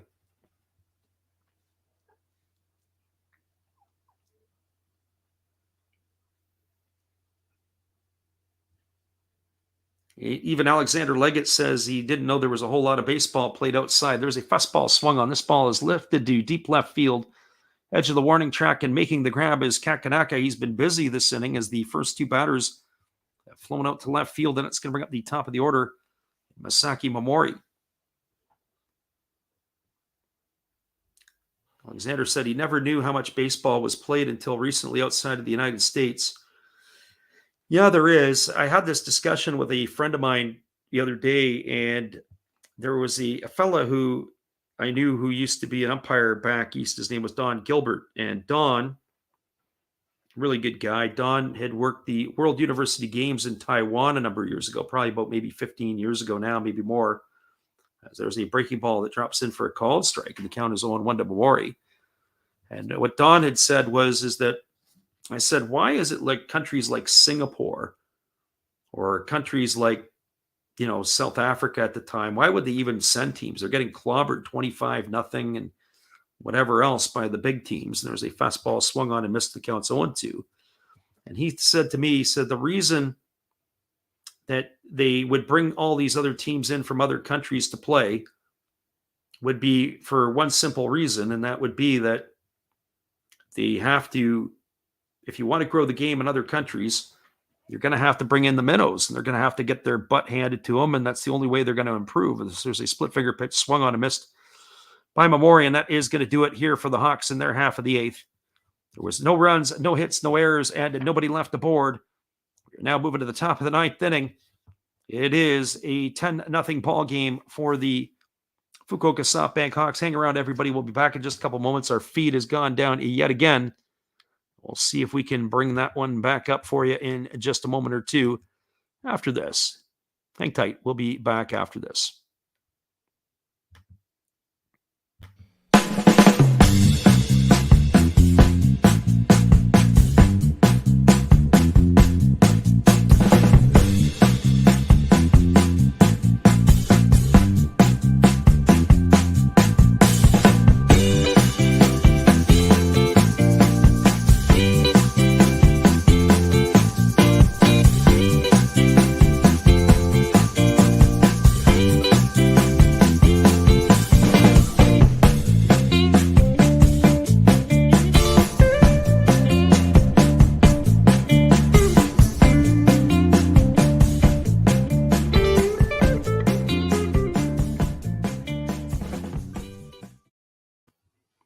Welcome back, everybody. We're moving to the ninth inning, and Ozeki is coming back on in relief.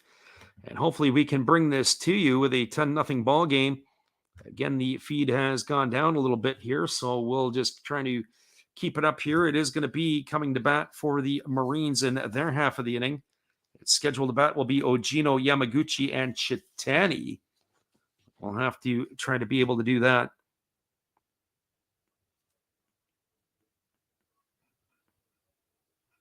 Our friend in the living room says he won't forget y'all. We appreciate that, living room. And remember, as he said, he was going to get his vehicle coated. It was a Dodge Caravan, a used one. So that's how you can remember what big money means. A used Dodge Caravan is going to get a fresh body coat underneath to protect from rust. So that's where we go. That's what we have. Now, we are waiting on this here. And as I said to you, this is another time here tonight that have gone down with the feeds. Unbelievable. The other night, it's been pretty good 2022 campaign. And here we are late again, and we are just waiting for something else to hopefully not disastrous to happen. But we'll try to keep you up on this one here as we bring it in, a 10-0 ball game. Ozeki back in for his second inning of work on the mound. And hopefully we can wrap this one up for you without having any major challenges or issues. We'll try to bring you this here before we call it a night. We'll stay with you certainly as the game will potentially end. Just taking a look at the out-of-town scoreboard, the Chinichi Dragons stuck 3 on the board in the bottom of the 5th inning. They now have a 5-0 lead over the Amuri Giants.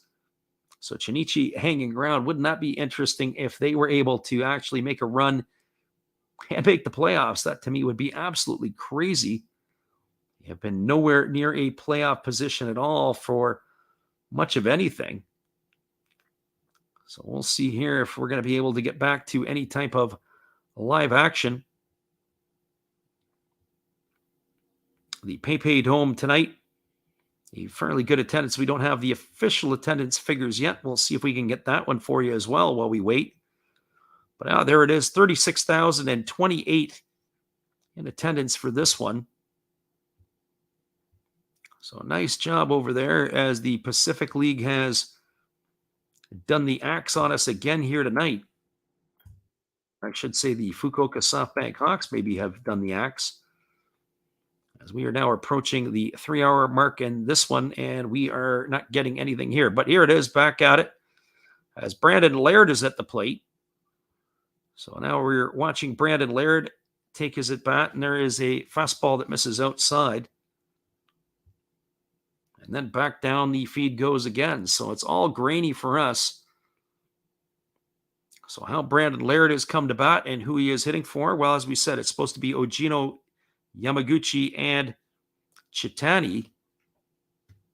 But Brandon Laird is the pinch hitter in this situation right now. So let's see what we have here.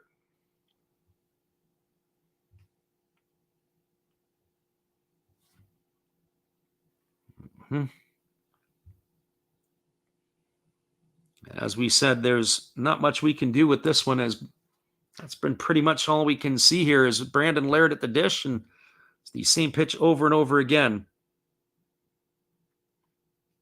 And there's a breaking ball that misses outside again, though, which is a little bit different. Well, their friend at Living Room Sports says, big enough to run you down.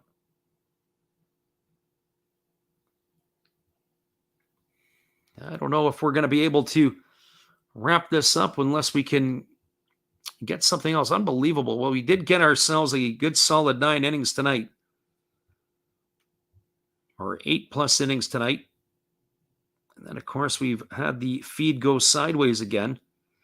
Even on the NPB site, sometimes you're able to get some of the updates there. So Yamaguchi flew out to left to begin the inning. Brandon Laird hit a fly ball to center field for the second out of the inning. And now it is Chitani at the plate.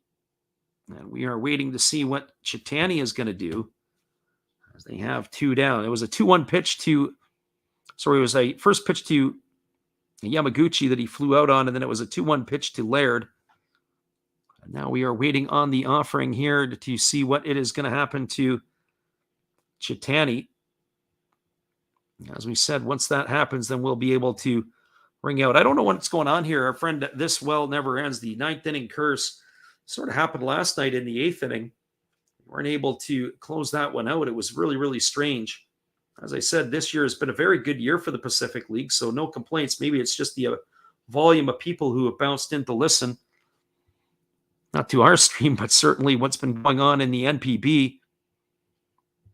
But we'll try to close this one out here for you in just a couple moments and offer you what has transpired to end this ball game. So as we said, there's 2 outs in the 9th inning. And hopefully we can be able to do it. It's certainly not at our end. Our friend Living Room says they're working on it. Yeah, apparently the gerbil that was changing or turning on the wheel has collapsed and died. Now they got to get themselves a new gerbil to turn the wheel. It looks like we are not going to be able to get a whole lot for this one. Let's see if we can end this one off. It looks like they had a pinch hitter as Fujiwara had come up on a 3-2 pitch. Had a base hit to left field. So it looks like the Marines are still alive. And that is going to bring up the catcher, Sato. So Fujiwara had come in to hit for Chitani. And then Sato at the plate now. And we still are hopefully trying to get that stream back in, at least for the last guy. The last batter tonight. Score in the other game. As we said, the Chinichi Dragons were holding a 5-0 lead, but the Yomiuri Giants have scored in the top of the 6th inning, and they are threatening. They got the bases loaded with 1 out. That is where it stands there. So we'll try to bounce around here and trying to get some of that stuff. And there it looks like it was Mickey at the plate. They said they had a grounder to short, and I think that is going to do it. Unless somebody else has got something different on it. Looks like that is going to be it.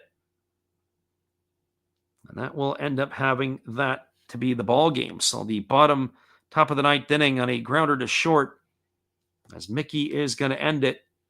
And your final score looks like it, at least at our end, is going to be a 10-0 ball game for the Fukuoka SoftBank Hawks. Well, everybody, this game was off to a decent start. It was a 3-0 ball game early. I'm not going to go through the entire recap, and then a 5-0 score, and then after that, it was all downhill from there. And why not end it with a spot where the feed ends up going sideways? Well, we're going to call it a night for the rest of us here, and so keep an eye on the channel. We are going to be doing some more games over the next week or so, and we'll have to make some decisions if we're going to call some late night stuff. And if we do, be sure to join us. Well, once again, everybody, it's been another Last Raps Baseball production. We appreciate you guys for being here. Sorry for the whimpering on this ending, but hopefully we can catch you again on the flip side later tomorrow.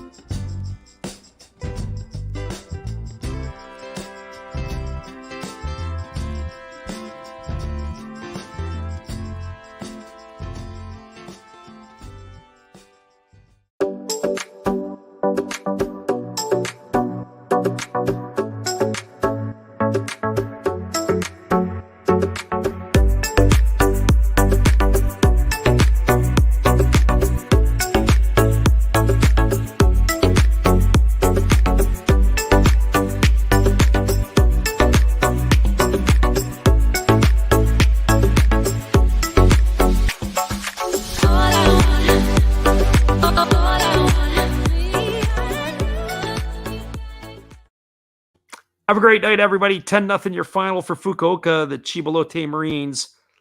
It looks like they are going to be a toast for the playoffs. Have a great night, everybody. We'll see you again later in the week.